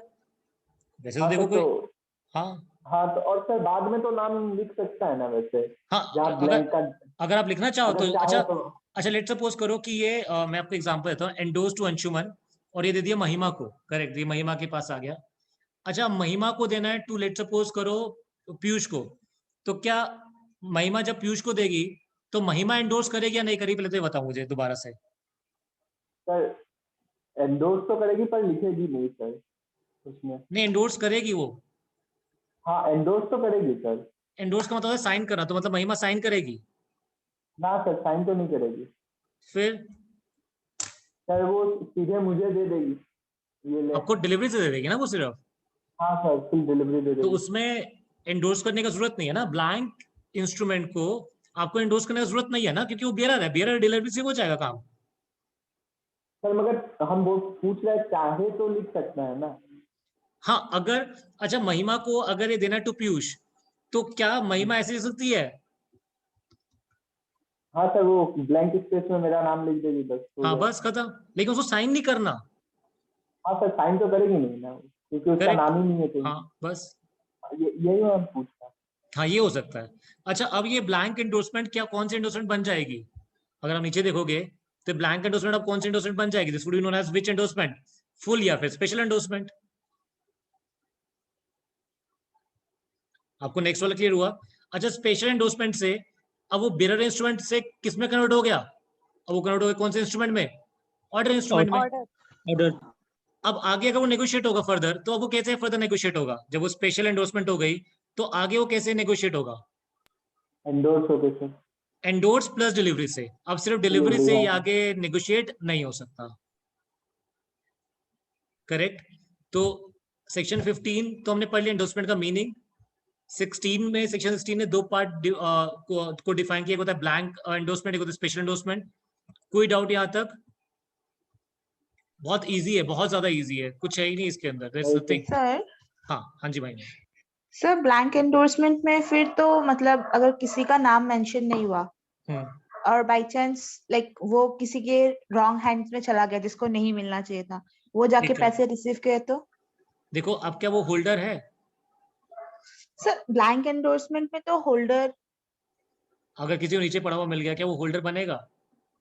सर पड़ा हुआ नहीं बोल रही हूँ मैं, लाइक उसने किसी से ले लिया, मतलब वो चुरा लिया हाँ। सब कुछ। चलो चुरा लिया तो वो होल्डर बनेगा? सर जाके क्लेम तो कर ही सकता है ना। देखो मैं मान गया, देखो मैं पहले मेरे को जवाब तो दो, तो मैं क्या पूछ रहा हूँ, अगर आपने किसी का बियरर इंस्ट्रूमेंट चुरा लिया तो क्या आप होल्डर हो? No sir. क्या आप होल्डर इन ड्यू कोर्स हो? No sir. नहीं हो। ठीक है, अब हम आगे बात करते हैं। अब जो आप कह रहे थे, अब जाके उसने पैसा मांगा, किससे पैसा मांगा? ड्रॉई से। अच्छा हाँ। ड्रॉई पैसा दे देगा नहीं दे देगा? दे देगा। दे देगा, ठीक है। सर फिर तो जिसका ओरिजिनल वो था उसके साथ तो फ्रॉड हो जाएगा ना। हाँ तो आप संभाल के रखो, क्या बात कर? आप सर तो संभाल के मतलब मेरा रखो ना। वेरिफिकेशन नहीं करते हैं क्या? नहीं ऑफ कोर्स नहीं, ड्रॉई नहीं इतना पूछता। ड्रॉई देखो, मैं ना आपको एक चीज पढ़ाता हूँ, उससे आपको और क्लियर हो जाएगा। Payment in due course. अच्छा एक बात बताओ मुझे, अगर ड्रॉई के वो बियरर इंस्ट्रूमेंट था और कोई ड्रॉई के पास गया पैसे लेने, और ड्रॉई ने उस बियरर को वो बिल ले लिया, क्योंकि बिल ऑफ कोर्स वो ले लेगा, अपने पास रख लेगा, क्योंकि वो दोबारा नहीं पे करेगा, बिल रख के उसको पे कर दिया, तो अब क्या ड्रॉई का लायबिलिटी खत्म हो गया? ड्रॉई अभी भी लायबल है पे करने के लिए? खत्म हो गया। खत्म हो गया। Draw your speed in the due course, खत्म। अब जिसका नुकसान होना था वो हो गया। आपसे पैसा गुम हो जाता है, गुम हो जाता है तो नहीं मिलता, तो अब आपको नुकसान हो गया नहीं हो गया? हो गया। हो गया। सेम बात वही वाला है। बेरर इंस्ट्रूमेंट था, गुम हो गया, किसने क्लेम कर दिया, हो गया खत्म। Okay sir. संभाल के रखो आप।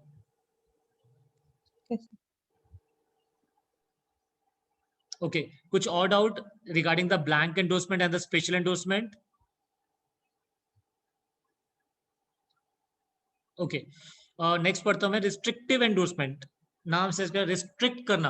अच्छा मतलब क्या अच्छा मतलब हुआ क्या, उसने लिख दिया पे टू ए ओनली। मतलब उसने लिखा कि मैं आगे एंडोर्स कर रहा हूं ए को, और ए आगे इसको फर्दर आगे नेगोशिएट नहीं कर पाया, क्योंकि उसने वर्ड क्या मेंशन कर दिए, ओनली वर्ड मेंशन कर दिए। तो मतलब इसने उस जो नेगोशिएबल इंस्ट्रूमेंट की नेगोशिएबिलिटी की जो प्रॉपर्टी है वो डिस्ट्रॉय कर दी। मतलब अब ये आगे नेगोशिएट नहीं हो सकता। इसको बोलते हैं restrictive negotiation, sorry restrictive endorsement. अब क्लियर हुआ? अच्छा मुझे बात बताओ, ये जो मैंने एग्जांपल लिखा पे टू ए ओनली, इसमें who would be the holder? Holder कौन होगा बिल का? क्या आप बता सकते हो मुझे? नहीं, वो कौन होगा, नाम बोलो उसका। ए महिमा बताएगी। महिमा, who will the holder in case, इस केस में पे टू ए ओनली, यहाँ पे होल्डर कौन है? Who is the holder? A. A, ये समझ गया ना, क्योंकि ए का नाम लिखा हुआ है तो ए तो होगा, राइट? तो क्या ए को ये एंडोर्समेंट लिखा हुआ लेना जरूरी होता है या उसका ऑप्शन होता है लेना? देखो, ए को पैसा रिसीव करना है। आप मेरी बात को समझो, मैं क्या समझाने की कोशिश कर रहा हूं आपको। अगर कोई आपको रिस्ट्रिक्टिव एंडोर्समेंट करके देता है तो ये आपकी मर्जी है लेना है नहीं लेना। आप उसको उसी तरह मना कर दो, यार ये क्या कर रहा है यार, कल को मुझे पैसे देना तो मैं किसी और को दे देता। तो ओनली लिखे वर्ड्स, मेरे एक काम कर तो अपने पास रख ले इसको, बिल्कुल मुझे मेरा कैश दे दे। तो मतलब पहले तो आपको ये चीज समझनी है, अगर कोई किसी भी तरह से एंडोर्समेंट करके आपको कोई बिल देता है, आप लेने वाला हो, पैसे लेने वाले हो आप, तो कोई जरूरी नहीं है कि आपको ये लेना ही लेना है। आप सामने को मना भी कर सकते हो कि नहीं मुझे ऐसा बिल नहीं चाहिए, आप इसको चेंज करके दो, या मेरे को इसके बदले कुछ पैसा देना, मेरे को पैसे दो, मुझे ये सब चीजें करके मत दो, या तो मेरे को नॉर्मल नेगोशिएट करना, नेगोशिएट कर दो। तो आपको ये समझ में आया नहीं आया? तो रिस्ट्रिक्टिव हो सकती है, लेकिन कोई कंपल्सरी नहीं है सामने वाले को कि लेना ही लेना है ये बिल। आप समझ लो ना? अच्छा, मैंने आपको पैसे देना है, मैंने आपको पैसे की जगह बिल ऑफ एक्सचेंज दे दिया, तो क्या आपके लिए कंपल्सरी है कि आपको बिल ऑफ एक्सचेंज लेना है? या आप मुझे मना कर सकते हो, नहीं नहीं मुझे तो कैश चाहिए, मुझे कैश ही दे देना आप? ऑप्शनल है। हाँ, ऑप्शन होता है, ठीक है। अगर आप ले रहे हो तो फिर दैट्स अ डिफरेंट थिंग, फिर आप मतलब ठीक है, फिर ठीक है। अब क्लियर होगा रिस्ट्रिक्टिव एंडोर्समेंट तक? Do you have any doubt till restrictive endorsement? Okay, मैं नीचे आता हूँ। Conditional endorsement, what do you mean conditional endorsement? नाम ही से करेक्ट, कंडीशनल एंडोर्समेंट। कौन बताएगा? Raise your hand and answer.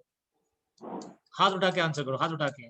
Piyush बेटा बहुत ज्यादा आंसर कर दिए, कोई नया बंदा आंसर करेगा। कंडीशनल एंडोर्समेंट नाम ही सजेस्ट कर रहा है। अब अंशुमन हाथ उठाया, ठीक है, अंशुमन बताएंगे। हाँ जी सर, एंडोर्समेंट कंडीशन के साथ। हाँ, एंडोर्समेंट कंडीशन के साथ कर दी। अच्छा मुझे एक बात बताओ अंशुमन, अगर आपने एंडोर्समेंट कंडीशन के साथ कर दी तो वो वैलिड होगा या इनवैलिड हो जाएगा bill of exchange? Sir valid होगा। हाँ वैलिड रहेगा, है ना, करेक्ट। अब वो चीज मत भूलना, जो करेक्टरिस्टिक्स है वो हमेशा वैलिड रहेंगे। तो एंडोर्समेंट कंडीशन है, उससे कोई फर्क नहीं पड़ता। अच्छा एक बात बताओ, क्या ये कंपल्सरी है पे को कि वो लेगा उससे, मतलब कंडीशनल वाला, क्या उसके लिए कंपल्सरी लेना? नहीं सर। नहीं है, है ना, करेक्ट। लेकिन अगर वो ले रहा है तो ठीक है, अगर उसको नहीं पसंद आ रहा कंडीशनल एंडोर्समेंट तो ना ले। लेकिन अगर उसने ले लिया तो मतलब he is agreeing with the condition then, correct. यहां तक एंडोर्समेंट में किसी को कुछ डाउट?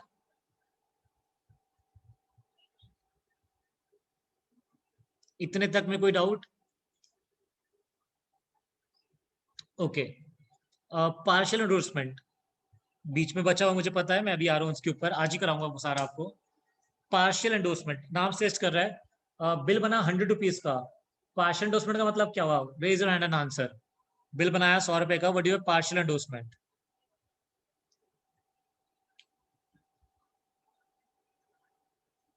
कोई और नया हाथ उठाओ, कोई नया इंसान आंसर करो। पार्शियल एंडोर्समेंट नाम सजेस्ट कर रहा है। पार्शियल एंडोर्समेंट आप पढ़ के ही बता सकते हो, क्योंकि अब मैंने आपको इतना कंसेप्ट बता दिया नेगोशिएबल इंस्ट्रूमेंट के, अब वैसे ही बता दोगे अपने आप। हर्षा बताएंगी। हाँ जी हर्षा। सर पूरे इंडोर्स ना करके लाइक 100 रुपीज का बिल ऑफ एक्सचेंज है तो हमने बोल दिया 50 का उसको दे देंगे। हाँ 50 रुपीज 60 रुपीज, मतलब कुछ पार्ट ऑफ अमाउंट को आगे एंडोर्स करना, that is known as partial endorsement. लेकिन ये बहुत ही ज्यादा खतरनाक है और आरबीआई ने इसको मना कर रखा है हमारे इंडिया में, साफ मना कर दिया। वो कह रहा है ऐसा हो जाएगा, पागल हो जाएंगे, कौन क्या रखेगा कैसे रखेगा, सब खराब हो जाएगा। तो हमारे इंडिया में partial endorsement is not valid at law. Type है बट इंडिया में वैलिड नहीं है। करेक्ट? कोई डाउट यहां तक?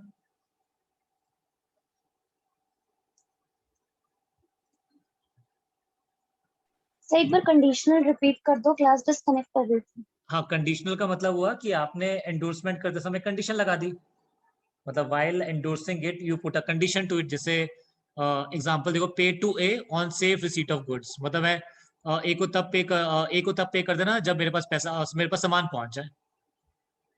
मतलब जब मैंने एंडोर्स करा तो मैंने कंडीशन लगा दी एंडोर्स करते साथ। Okay sir. डन। ओके, अब ना बहुत ध्यान से मेरी बात को सुनना, बहुत ध्यान से। एक कंसेप्ट है नेगोशिएशन बैक। एक कंसेप्ट है क्या जिसका नाम है नेगोशिएशन बैक। मैं एक बार लिखूं इसको, लेट मी राइट इट। नया कंसेप्ट है नेगोशिएशन बैक। मैं एक एग्जांपल लिखता हूं। 3 पार्टीज है, मैं नॉर्मल लिख देता हूं। पेई है, लेट सपोज करो साहिल। मैंने ही ड्रॉ करा तो मैं ही ड्रॉवर बन गया, Sahil is the drawer and drawee is Piyush. Piyush major है, मैं भी मेजर हूं। Piyush is major, right Piyush? Yes sir. Okay, तो मैं भी मेजर हूं, पीयूष भी मेजर है। एक वैलिड बन गया bill of exchange, correct? Okay, क्या मैं इसको आगे नेगोशिएट कर सकता हूं to Ankur? Can I further negotiate to Ankur? जल्दी से आंसर बताओ। Yes sir. यस, मैं आगे अंकुर को कर सकता हूं। Can Ankur further negotiate to Anshuman? Yes. Yes sir. क्या अंशुमन फर्दर एंडोर्स कर सकता है to Manisha? Yes sir. Yes sir. अच्छा, अब मुझे बता, payee, who is the payee here? Holder कौन होगा? Manisha. Manisha. Manisha. Manisha would be the pay, the last pay and the holder in due course also, right? अच्छा मुझे बताओ, मनीषा सबसे पहले पैसा किससे मांगने जाएगी? सबसे पहले मनीषा पैसा किससे मांगेगी? पीयूष। आपसे, ड्रॉअर से। ड्रॉवर से। It has, the bill has been accepted by Piyush. Piyush क्यों मांगेगी ना? हाँ, तो सबसे पहले Manisha will ask the money from Piyush, right? Piyush. अच्छा, पीयूष अगर मना कर देता है, कह रहा नहीं है मेरे पास पैसा, तो can Manisha ask the money from Sahil? हाँ। No yes. सर, वो तो अंशुमन को बोलेगी ना। अंशुमन को बोलेगी वो। अच्छा, आप कह रहे हो ऐसे चलेगा, मतलब अगर मनीषा सबसे पहले गई ड्रॉय के पास, नहीं हुआ, ड्रॉय ने मना कर दिया, तो Manisha will ask Anshuman. Okay ठीक है। अच्छा, अंशुमन ने पैसे देने से मना कर दिया, तो can Manisha go to Ankur? No. मतलब Ankur is not liable to पे।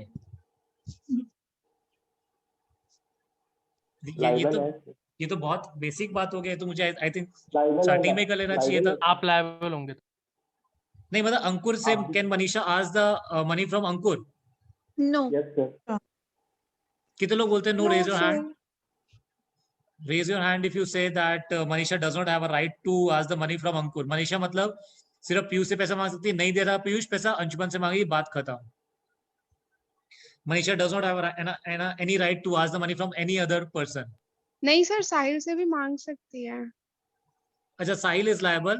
ओके, तो मैं लिख देता हूँ। तो first Piyush is liable, Piyush is not paying. Second is the Anshuman is liable, Anshuman is not paying. Third Sahil is liable, मतलब अंकुर का कोई लायबिलिटी नहीं है कहीं भी।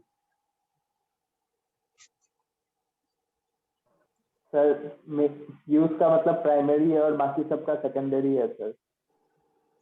ओके, पीयूष ने एक जवाब दिया, वैसे तो आई लव दिस आंसर, कि मनीषा के लिए पीयूष इज जो लायबल है वो प्राइमरी लायबल है और बाकी सारे सेकेंडरी लायबल हैं, तो बाकी सारे भी लायबल हैं। मतलब या दैट्स द आंसर, मतलब उसमें कोई डाउट ही नहीं है। मतलब आई डोंट नो, ये बहुत बेसिक बात है, शायद मुझे बहुत पहले ही कर लेना चाहिए था।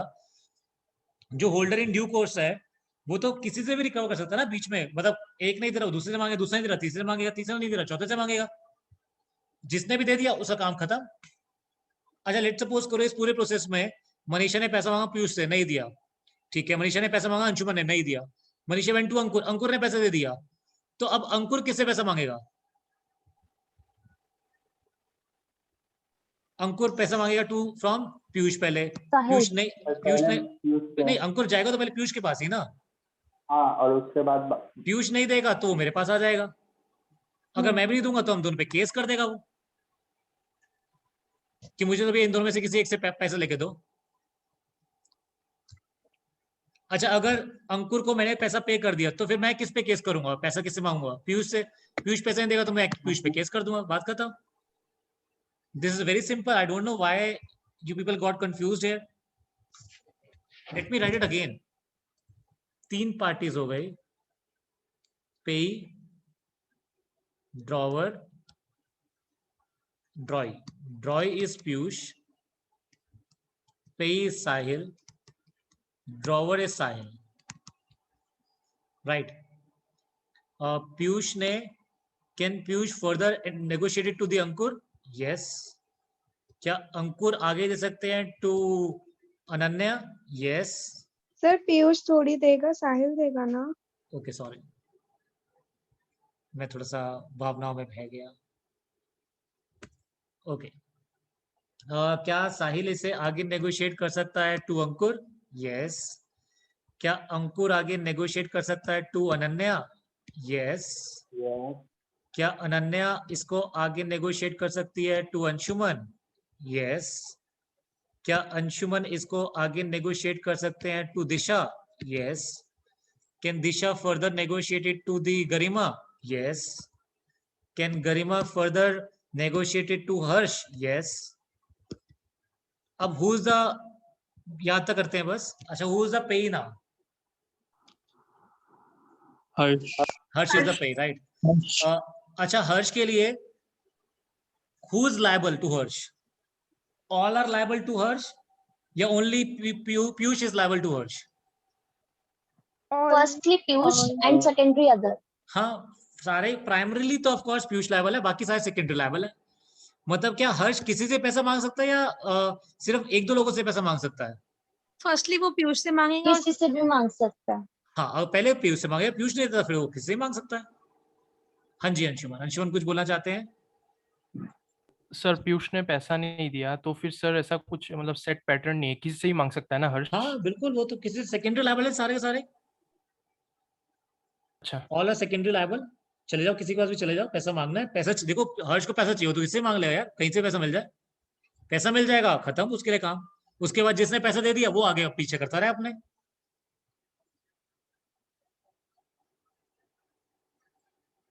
करेक्ट। अच्छा, क्या हर्ष ये आगे दे सकता है to Harsha? Can Harsh further negotiate to Harsha? Yes और नो? यस। अच्छा, क्या हर्षा इसको आगे नेगोशिएट कर सकती है to Ananya? No sir. Yes sir. Yes sir. Raise your hand if you say no. Raise your hand if you say no. Harsha cannot give it to the Ananya.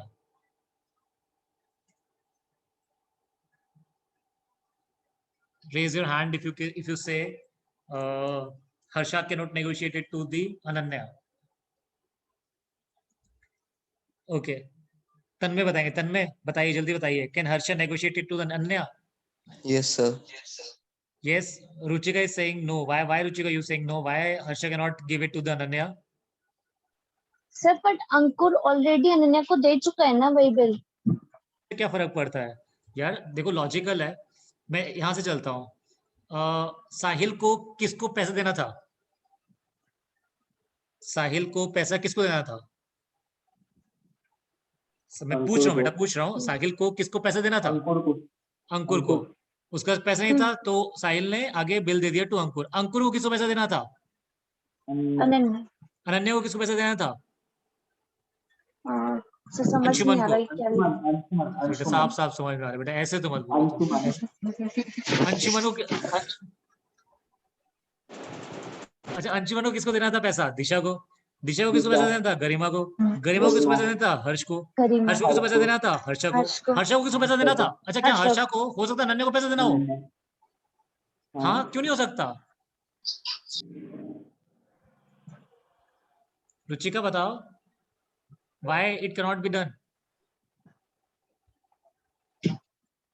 Sir but जो अनन्या से पहले मतलब जो उसे पैसा देने के लिए लायबल था वो तो उसी से मांगेगी ना पहले। देखो इफेक्ट क्या है इसका, मैं अभी आपसे इफेक्ट का नहीं पूछा कि इसका होगा क्या। मैंने आपसे सिंपल पूछा क्या हर्षा इसको आगे नेगोशिएट कर सकती है अनन्या को? द आंसर इज यस, बिल्कुल कर सकती है। हो सकता है हर्षा को पैसे ना अनन्या को उसको। तो ये बिल आप देखो घूम फिर के वापस किसके पास आ गया? अनन्या के पास। इसको हम बोलते हैं, इस कंसेप्ट को हम बोलते हैं क्या? Negotiation back. करेक्ट, यहां तक सबको समझ में आ गया? What is negotiation back? मतलब अगर बिल घूम फिर के आपके पास वापस आ जाएगा तो that is a negotiation back. Correct. अच्छा, अब मुझे बताओ who is the pay here? Last पे कौन हो गया? Who is the pay now? Ananya. Ananya is the pay. The last pay is now the Ananya, right? अच्छा, अभी जो बीच वाली पार्टीज हैं, अंशुमन, दिशा, गरिमा, हर्ष एंड हर्षा, ये जो 5 पार्टीज हैं, इंटरमीडिएट पार्टीज जो नेगोशिएशन बैक में आई, अब ये लायबल रहेंगी टू अनन्या या अनन्या बस अब इन वाले से ले सकती है पैसा? मतलब Ananya can make liable everyone और अनन्या सिर्फ अपने प्रीवियस वालों को लायबल कर सकती है सिर्फ? इंटरमीडिएट पार्टीज लायबल हो जाएगा। देखो एक मिनट रुको, एक बार सबने म्यूट करो, मैं आपसे नॉर्मल तरीके से पूछता हूँ, फिर हाथ उठा के जवाब देना मुझे फिर आराम से। पहले म्यूट कर लो सारे के सारे। ओके, देखो मैं क्या पूछ रहा था। नेगोशिएशन बैक तो आपको समझ में आ गया। नेगोशिएशन इज बैक का मतलब हो गया कि बिल घूम फिर के आपके पास वापस आ जाता है। अब मैं उसकी इफेक्ट पे जाना चाहता हूँ। उसका इफेक्ट क्या आएगा? क्या Ananya can make everyone still liable और अनन्या इंटरमीडिएट पार्टीज मतलब नेगोशिएशन बैक से इंटरमीडिएट पार्टीज अपने आप ही डिस्चार्ज हो जाती हैं? मतलब ये मैं आपसे पूछना था, राइट? तो raise your hand if you say Ananya can recover the amount from anyone, even with the Anshuman, Disha and everyone also. All will be liable to Ananya.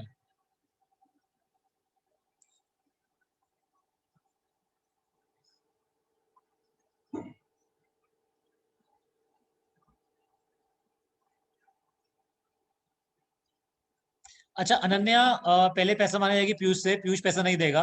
Let's suppose करो पीयूष ने पैसा देने से मना कर दिया, तो can Ananya go and ask the money from Anshuman? अच्छा, अंशुमन से मांगेगा पैसा अनन्या तो अंशुमन बोल दिशा से मांगेगा, दिशा से मांगेगा पैसा, दिशा मांगेगी गरिमा से, गरिमा से मांगेगा, गरिमा मांगेगी हर्ष से, हर्ष से मांगेगा, हर्ष मांगेगा हर्षा से, हर्षा दोबारा मांग लेगी अनन्या से।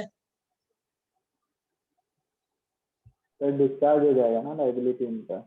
हाँ, मतलब मैं वही पूछना चाहता हूँ।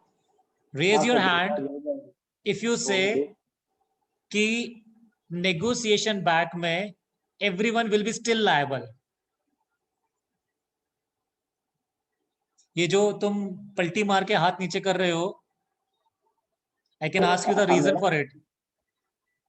सर मेरा ये एक ही आंसर है सर, ये जो बाद वाला अनन्या के बाद वाला जो लोग है वो लोग डिस्चार्ज हो जाएगा sir. Okay, okay. There are still people who have raised their hands. Okay, let me ask them. Okay. तो सबसे पहले हर्षा से पूछते हैं, why Harsha, why do you think all will be liable? Still all are liable? Sir सारे liable होंगे ही ना, क्योंकि एटलास हम देखें अनन्या ने पैसे किसी को देने भी थे और किसी से लेने भी थे। हाँ, तो देखो अगर ना, वो इक्वल अमाउंट के ही हैं तो सेट ऑफ हो गए ना वो देगी ना वो किसी से लेगी। हाँ तो मैं देखो अनन्या पैसा तो लेगी, ये तो कंफर्म है अनन्या पैसे लेगी, क्योंकि देखो बिल कंप्लीटली डिस्चार्ज कब होता है? आप शायद एक कंसेप्ट को भूल रहे हो bill completely discharge cover, negotiation back से बिल कंप्लीटली डिस्चार्ज नहीं होगा, बिल तो तभी डिस्चार्ज होगा जब ड्रॉई पे कर देगा। See bill completely discharge when the, जिसको लास्ट पे करा था, जो मतलब जो प्राइमरी लायबल था उसने पे कर दिया, बिल डिस्चार्ज खत्म हो जाएगा, उस दिन डिस्चार्ज होगा। हम बात कर रहे हैं कि ये जो इंटरमीडिएट पार्टीज हैं ये डिस्चार्ज होंगी या नहीं होंगी। मतलब अगर घूम फिर के बिल मेरे पास आ जाए, देखो बहुत सिंपल सा कंसेप्ट है, मैं दोबारा बोलता हूँ। अनन्या के पास बिल आ गया, अनन्या मांगी पैसा अंशुमन से, अंशुमन मांगे दिशा से, दिशा मांगी गरिमा से, गरिमा मांगी हर्ष से, हर्ष मांगे हर्षा से, हर्षा मांगेगी अनन्या से। घूम फिर के बोलेंगे यार यार तू हमसे क्यों मांग रही है पैसा, why you asking money from me, तो अनन्या का उसको ऑप्शन बचेगा नहीं, क्योंकि अनन्या को तो इन लोगों को पैसा देना है। मतलब ये पीपल, ये जो अनन्या के आगे वाले लोग हैं, मतलब दिशा है, गरिमा है, या हर्ष है, या हर्षा है, ये लोग तो अनन्या को उल्टा लायबल कर सकते हैं। अनन्या इनको कैसे लायबल करेगी? मतलब मेरा कहने का मतलब ये है, जो I think you getting my question what I am asking.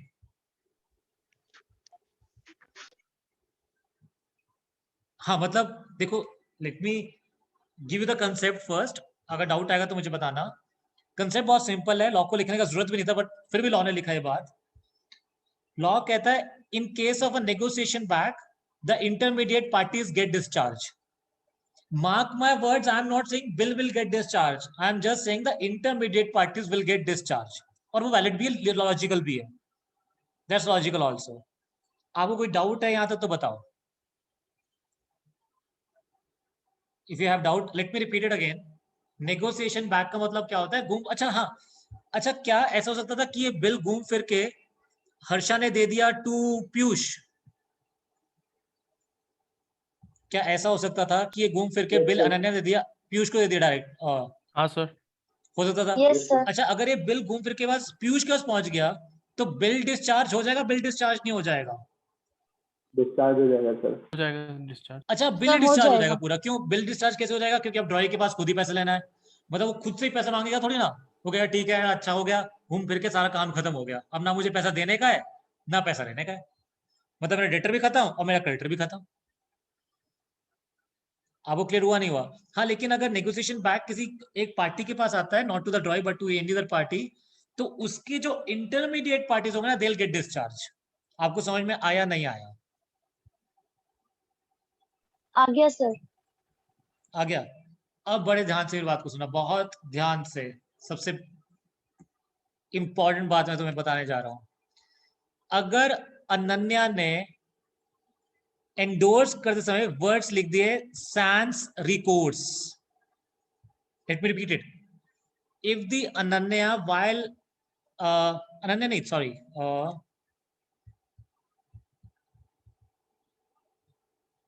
हाँ करेक्ट अनन्या।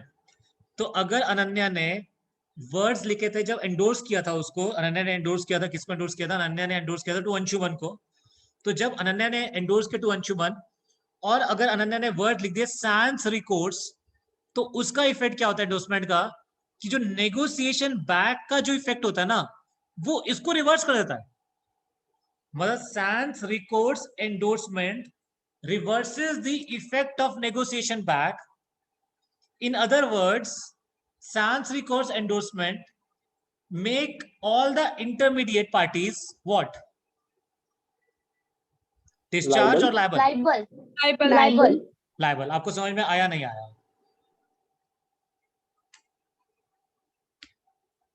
अब आपके मन में बात आएगा सर ये तो फायदा क्या है, वाई ऐसा क्यों लिखा जाता है?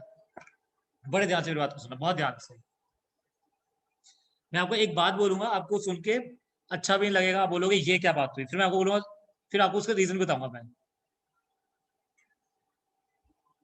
अगर एक बंदे ने एंडोर्स करते समय sans recourse लिख दिया ना, मैं सेकंड इफेक्ट बता रहा हूं इसका, दो इफेक्ट हैं इसके, एक इफेक्ट नहीं sans recourse का, दो इफेक्ट हैं।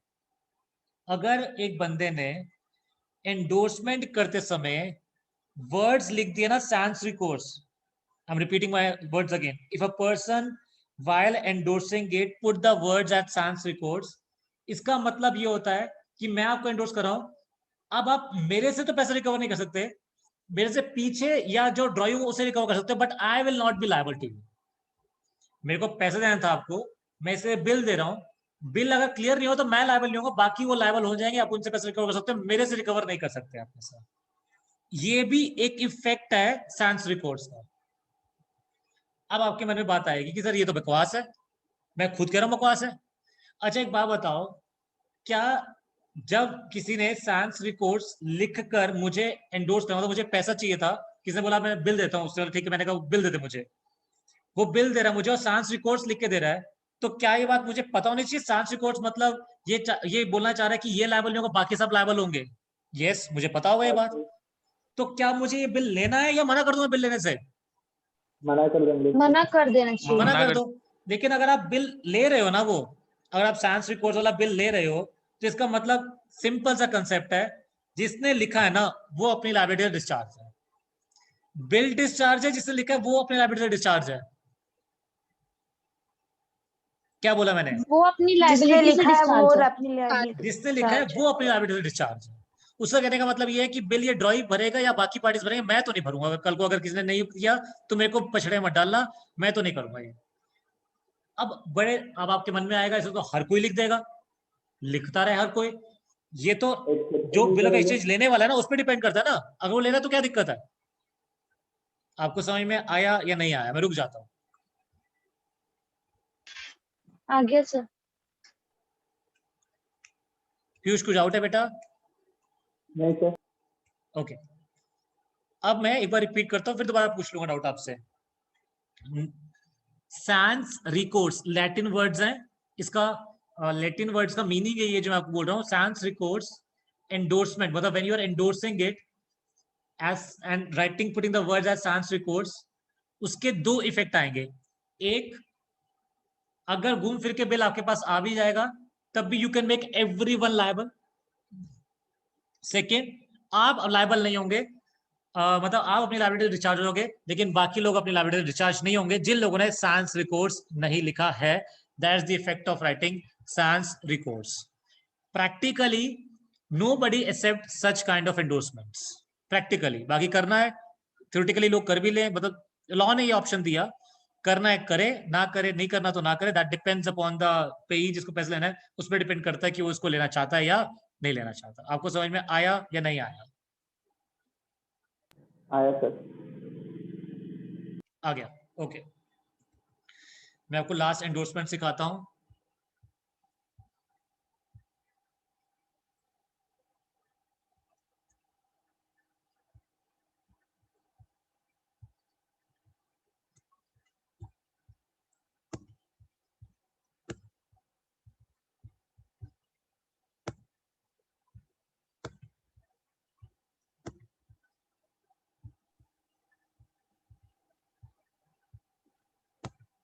हाँ जी, सुनो, कुछ बोलना चाहते हैं बेटा?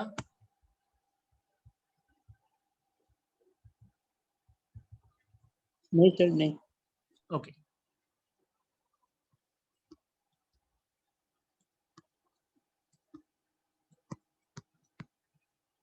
मैंने बिल ड्रॉ करा, मैं ही पेई हूं, मैंने बिल बनाया पीयूष के ऊपर, पीयूष ने इसको एक्सेप्ट भी कर लिया, फिर मैंने ये बिल दिया टू अंकुर, अंकुर ने ये आगे नेगोशिएट किया टू अनन्या, राइट? ओके, ज्यादा नहीं करते, घुमाते, इतना ज्यादा नहीं घुमाते, सिंपल से लिखते हैं। अच्छा, अनन्या सबसे पहले पैसा किससे मांगेगी? हम बात कर चुके हैं पीयूष से। अच्छा, क्या all are liable to Ananya या नो, सिर्फ only Piyush is liable to Ananya? All are liable. all are liable। All are liable to Ananya, correct। Ananya can recover the amount from anyone। Ananya ने पैसा मांगा पीयूष से, अनन्या ने पैसा मांगा पीयूष से, पीयूष ने पैसा देने से मना कर दिया कि भैया मेरे पास तो पैसा नहीं है। तो क्या अनन्या ये बात बीच वाली पार्टीज को नोटिस देके बताएगी या सीधा जाके केस कर देगी सब पर? What do you think? बताएगी सर पहले। बताएगी। What is Ananya bound to do? Ananya को अगर पैसा नहीं दिया पीयूष ने तो Ananya will directly file suit upon everyone, या पहले उनको नोटिस देगी कि भाई अंकुर या भाई साहिल पैसा दे दो, नहीं दोगे तो मैं सब पे केस कर दूंगी, तब वो करेगी, या सीधा सब पे केस कर देगी जाके? What can Ananya do? Notice देगी पहले, नोटिस देगी पहले। नोटिस अनन्या से पूछते हैं, Ananya what do you think, what will you do? Notice दूंगी सर पहले। ओके, नन्ना भी खुद एग्री कर रहे हैं कि मैं तो सबसे पहले सबको नोटिस दूंगी। अच्छा, ये ठीक भी है। तो मतलब एक मेरी बात को समझना, अगर आप एक पार्टी हो या एंडोर्सर हो, you are what, you are a endorser to a negotiable instrument, you are endorser to a negotiable instrument, and अगर वो बिल डिसऑनर हो जाता है, if that bill get dishonour, dishonour मतलब जो ड्रॉई तो उसने देने से मना कर दिया पैसा, तो ऑफ कोर्स डिसऑनर हो जाएगा। तो जो पेई है, जो ये एंडोर्सर है, इसके ऊपर राइट है कि इसको पहले नोटिस मिलेगा तभी केस होगा, नहीं तो इसके ऊपर केस नहीं हो सकता। ये समझ में आया नहीं है आपको? Yes, So sir. I'm telling you a right of an endorser that without giving him the notice, you cannot file a suit against him. पहले आप उसको नोटिस दो, नहीं देगा पैसा तो आप केस कर सकते हो, नहीं तो आप उससे केस नहीं कर सकते। कोर्ट भी इस केस को तब तक एक्सेप्ट नहीं कर रहा है जब तक बोलेगा, मतलब जैसे कल को अगर किसी ने आके केस डाला भी सही, तो बोलेगा पहले नोटिस तो दो उनको यार, जाके नहीं देंगे तब आना ना मेरे पास, पहले आप आगे मेरे पास सबको केस करना है। कोर्ट ही मना कर देगा, कोर्ट ही भगा देगा। मैं रिपीट करता हूं, endorser has a right to receive the notice of dishonor. This is a simple concept. लेकिन यहाँ पे मस्त बात समझना, एक एंडोर्समेंट होती है, इसे कहते हैं फैकल्टेटिव एंडोर्समेंट। एक एंडोर्समेंट है जिसका नाम है फैकल्टेटिव एंडोर्समेंट। ये थोड़ा हीरो टाइप एंडोर्समेंट है, जहां पे एंडोर्सर कह रहा है फैकल्टेटिव लिखकर कि कल को डिसऑनर हो गया ना, डायरेक्टली केस कर देना मुझ पर, मुझे नोटिस वोटिस देने की जरूरत नहीं है। मतलब एंडोर्सर जो पेई है उसको ये राइट दे रहा है कि आप बिना नोटिस दिए मुझ पर क्या कर सकते हो, केस कर सकते हो। कोई जरूरी नहीं है ये एंडोर्समेंट करने की, लेकिन आप हीरो हो, लॉ ने आपको ऑप्शन दिया कि आपको अगर हीरो बनना है तो आप हीरो बन जाना, और बोल देना आगे वाले एंडोर्सी को कि भाई तू डर मत, पैसा नहीं मिलेगा ना, डायरेक्टली मेरे पर केस कर दियो, वहीं आके कोर्ट में आके पैसा दे दूंगा, नोटिस देने की भी जरूरत नहीं है मेरे को। तो उसको बोलते हैं फैकल्टेटिव एंडोर्समेंट। खत्म। आपको समझ में आया या नहीं आया? आया सर। कोई डाउट यहाँ तक? एक क्लास नहीं, एंडोर्समेंट रह गया, फिर उसको करके हम लोग क्लास खत्म करेंगे। कोई डाउट यहाँ तक? नहीं सर, नहीं। बहुत सिंपल है। ओके, लास्ट रह गया। अच्छा, मुझे एक बात बताओ, वैसे तो बहुत ही लॉजिकल बात है, बहुत ही सिंपल सी बात है, आपने पढ़ भी रखा होगा सब पहले। जब एक बिल डिसऑनर होता है तो आप इसके लिए नोटिंग प्रोटेस्टिंग, आपने कुछ पढ़ा है ऐसा, कुछ ऐसा बिल ऑफ एक्सचेंज में या नेगोशिएबल इंस्ट्रूमेंट में नोटिंग प्रोटेस्टिंग कुछ ऐसा पढ़ा? क्या होता है, कोई बताएगा क्या होता है ये? Notary sir, notary. Sir noting पढ़ा है, नोटिंग चार्जेस। क्या होता है नोटिंग चार्जेस? सर कोर्ट में सर ले वो जाके नोटरी के पास जाकर जब बोलते हैं कि बिल डिसऑनर हो गया है, वो जब मतलब पार्टी के पास जाके हमारा बिल सही करवाता है। ओके, देखो मैं आपको बताता हूँ क्या होता है। जब आपका बिल डिसऑनर होता है तो आप, वैसे ठीक बोला रुचिका ने, आप जाते हो नोटरी के पास। नोटरी तो सबको पता है नोटरी कौन होते हैं, ये कोर्ट में बैठते हैं लोग, ठीक है। तो आप जाते हो नोटरी के पास, नोटरी को बोलते हो कि भाई तेरे को मालूम है मेरा बिल ना डिसऑनर हो गया। नोटरी कहता है क्या बात कर रहा है भाई, रुक मैं एक बार ड्रॉई के बताता हूँ, पैसा मांगता हूँ। तो नोटरी क्या करता है, ऑन बिहाफ ऑफ द पेई जाके पैसा मांगता है ड्रॉई से। फिर ड्रॉई उसकी बेइज्जती करता है, जब मैंने एक बार मना कर दिया नहीं है पैसा, तो नहीं है ना पैसा। तो फिर नोटरी आता है उसके पास, पेई के पास, बोलते हैं यार सच में से मना कर दिया यार। तो पेई बोलता है अरे तो मैंने पहले ही बोला था, तो क्या बेइज्जती कराने गया था। तो फिर नोटरी क्या करता है, उसको ना बिल पे लिख देता है कि मैं भी पैसा मांगने गया था, मेरी बेइज्जती कर दी इसने। तो उसके लिखने के लिए वो पैसा चार्ज करता है, उसको बोलते हैं नोटिंग चार्जेस। आपको समझ में आया what do you mean noting charges? Okay, हाँ। कभी कभी क्या होता है, आप बोलते हो बिल पे लिखने के साथ साथ अलग से एक सर्टिफिकेट भी दो मुझे, अलग से आप अपने लेटर हेड पे लिख के दो ये बात। तो नोटरी कहता है ठीक है, मुझे क्या, मेरे को तो पैसा चाहिए। तो क्या करता है, एक सर्टिफिकेट बनाता है अपने लेटर हेड पे, उस सर्टिफिकेट बोलते हैं प्रोटेस्ट, और वो दे देता है टू दी पे को। उसमें लिख देता है कि हाँ मैं भी गया था इस डेट पे, पैसा ये इस डेट पे ड्यू हुआ था, मैं भी गया पैसा मांगने के लिए, इसने पैसा देने से रॉय ने मना कर दिया, मतलब ये बिल डिसऑनर हो चुका है। सर्टिफिकेट मांग देता है, उसको बोलते हैं प्रोटेस्ट। आपको समझ में आया what is noting charges and what is protest? Noting charges is उसको नोट करने का चार्ज, और प्रोटेस्ट मतलब अलग से एक सर्टिफिकेट देने का चार्ज, राइट। अब आपके मन में बात आएगी, अच्छा मन में क्यों बात आएगी, मैं वैसे आपसे पूछता हूँ, क्या ये केस करने से पहले कराना जरूरी होता है या डायरेक्टली आप केस फाइल कर सकते हो? मतलब नोटिस मतलब आपको ये क्या नोटरी के पास जाके करवाना होता है, या आप अपना सबको नोटिस देके केस फाइल कर दो? सर कराना जरूरी होता पड़ता है।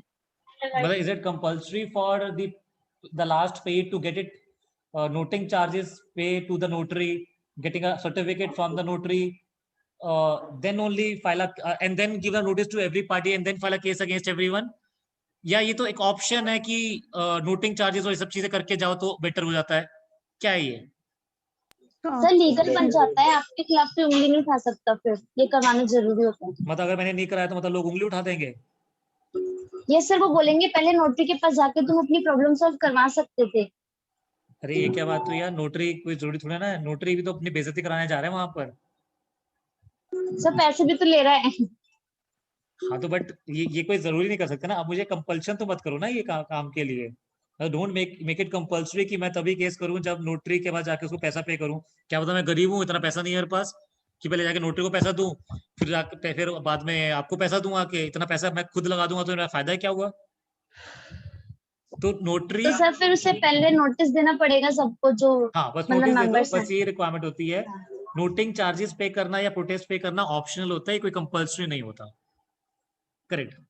हाँ लेकिन मुझे आपको समझाना क्या है, मुझे समझाना है अभी आपने खर्चे करे पेई ने, क्या ये पेई ये सारे खर्चे भी आगे सबसे रिकवर कर सकता है? मतलब जो पार्टीज हैं उसके जो प्रीवियस पार्टीज हैं, क्या ये पैसा उससे रिकवर कर सकता है नहीं कर सकता? Yes sir, noting charges add करके तो बोलते हैं। बिल्कुल, आपने पढ़ा भी अकाउंट्स में, वो नोटिंग चार्जेस रिकवर करता है, सारा का सारा रिकवर करता है। लेकिन अगर किसी बंदे ने एंडोर्स करते समय लिख दिया था सैंस फ्रेज, मैं रिपीट करता हूं, अगर एंडोर्स करते समय किसी बंदे ने लिख दिया था वर्ड्स सैंस फ्रेज, तो उसका कहने का मतलब है, ये एंडोर्समेंट का कहने का मतलब है कि भाई कल को अगर नोटिंग चार्जेस या ये सब चीजें चार्जेस हो ना, वो सब मैं नहीं दूंगा, बाकी जो अमाउंट है वो मैं दे दूंगा। मतलब आप क्लियर करते हो कि भाई ये बेकार के खर्चे में से मत लेना, लायबल करना हो तो मेरे को अमाउंट क्लियर कर देना, वो मैं दे दूंगा, लेकिन I will not be liable to pay the expenses. उससे बोलते हैं सैंस फ्रेज एंडोर्समेंट। सर इसका मतलब वो बाद में जाके फ्रॉड कर सकता है, वो नहीं देगा पैसे। नहीं देखो गड़बड़, पैसा देने से मना नहीं कर रहा वो बिल वाला, वो कह रहा है मैं खर्चे नहीं दूंगा ये सारे।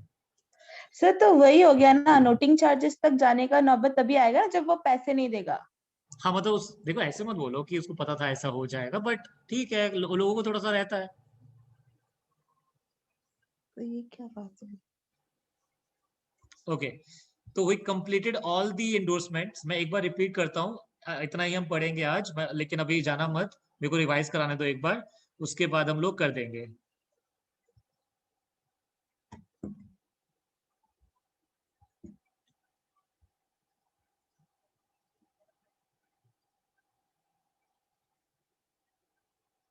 ओके हाँ, ब्लैंक एंडोर्समेंट मतलब आप एंडोर्सी का नाम मत लिखो। फुल एंडोर्समेंट मतलब एंडोर्सी का नाम लिख दो। रिस्ट्रिक्टिव मतलब एंडोर्समेंट का जब बोलते हो आगे आप इसको नेगोशिएट नहीं कर पाओगे।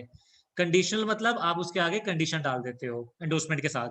सैंस रिकॉर्ड्स एंडोर्समेंट मतलब मैं लायबल नहीं हूँ, और लेकिन कल को नेगोशिएशन बैक हो जाएगा, मैं सबसे पैसे रिकवर कर सकता हूँ, मैं हीरो हूँ।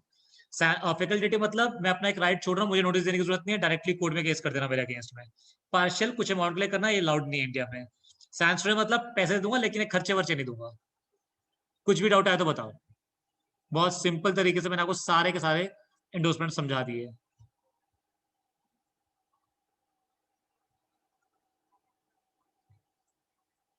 सेक्शन 13 का डेफिनेशन भी पढ़ रखा है हमने, 14 नेगोशिएशन भी पढ़ रखा है हमने। हो गया सर। ओके तो अभी हम लोग क्लास को एक बार सर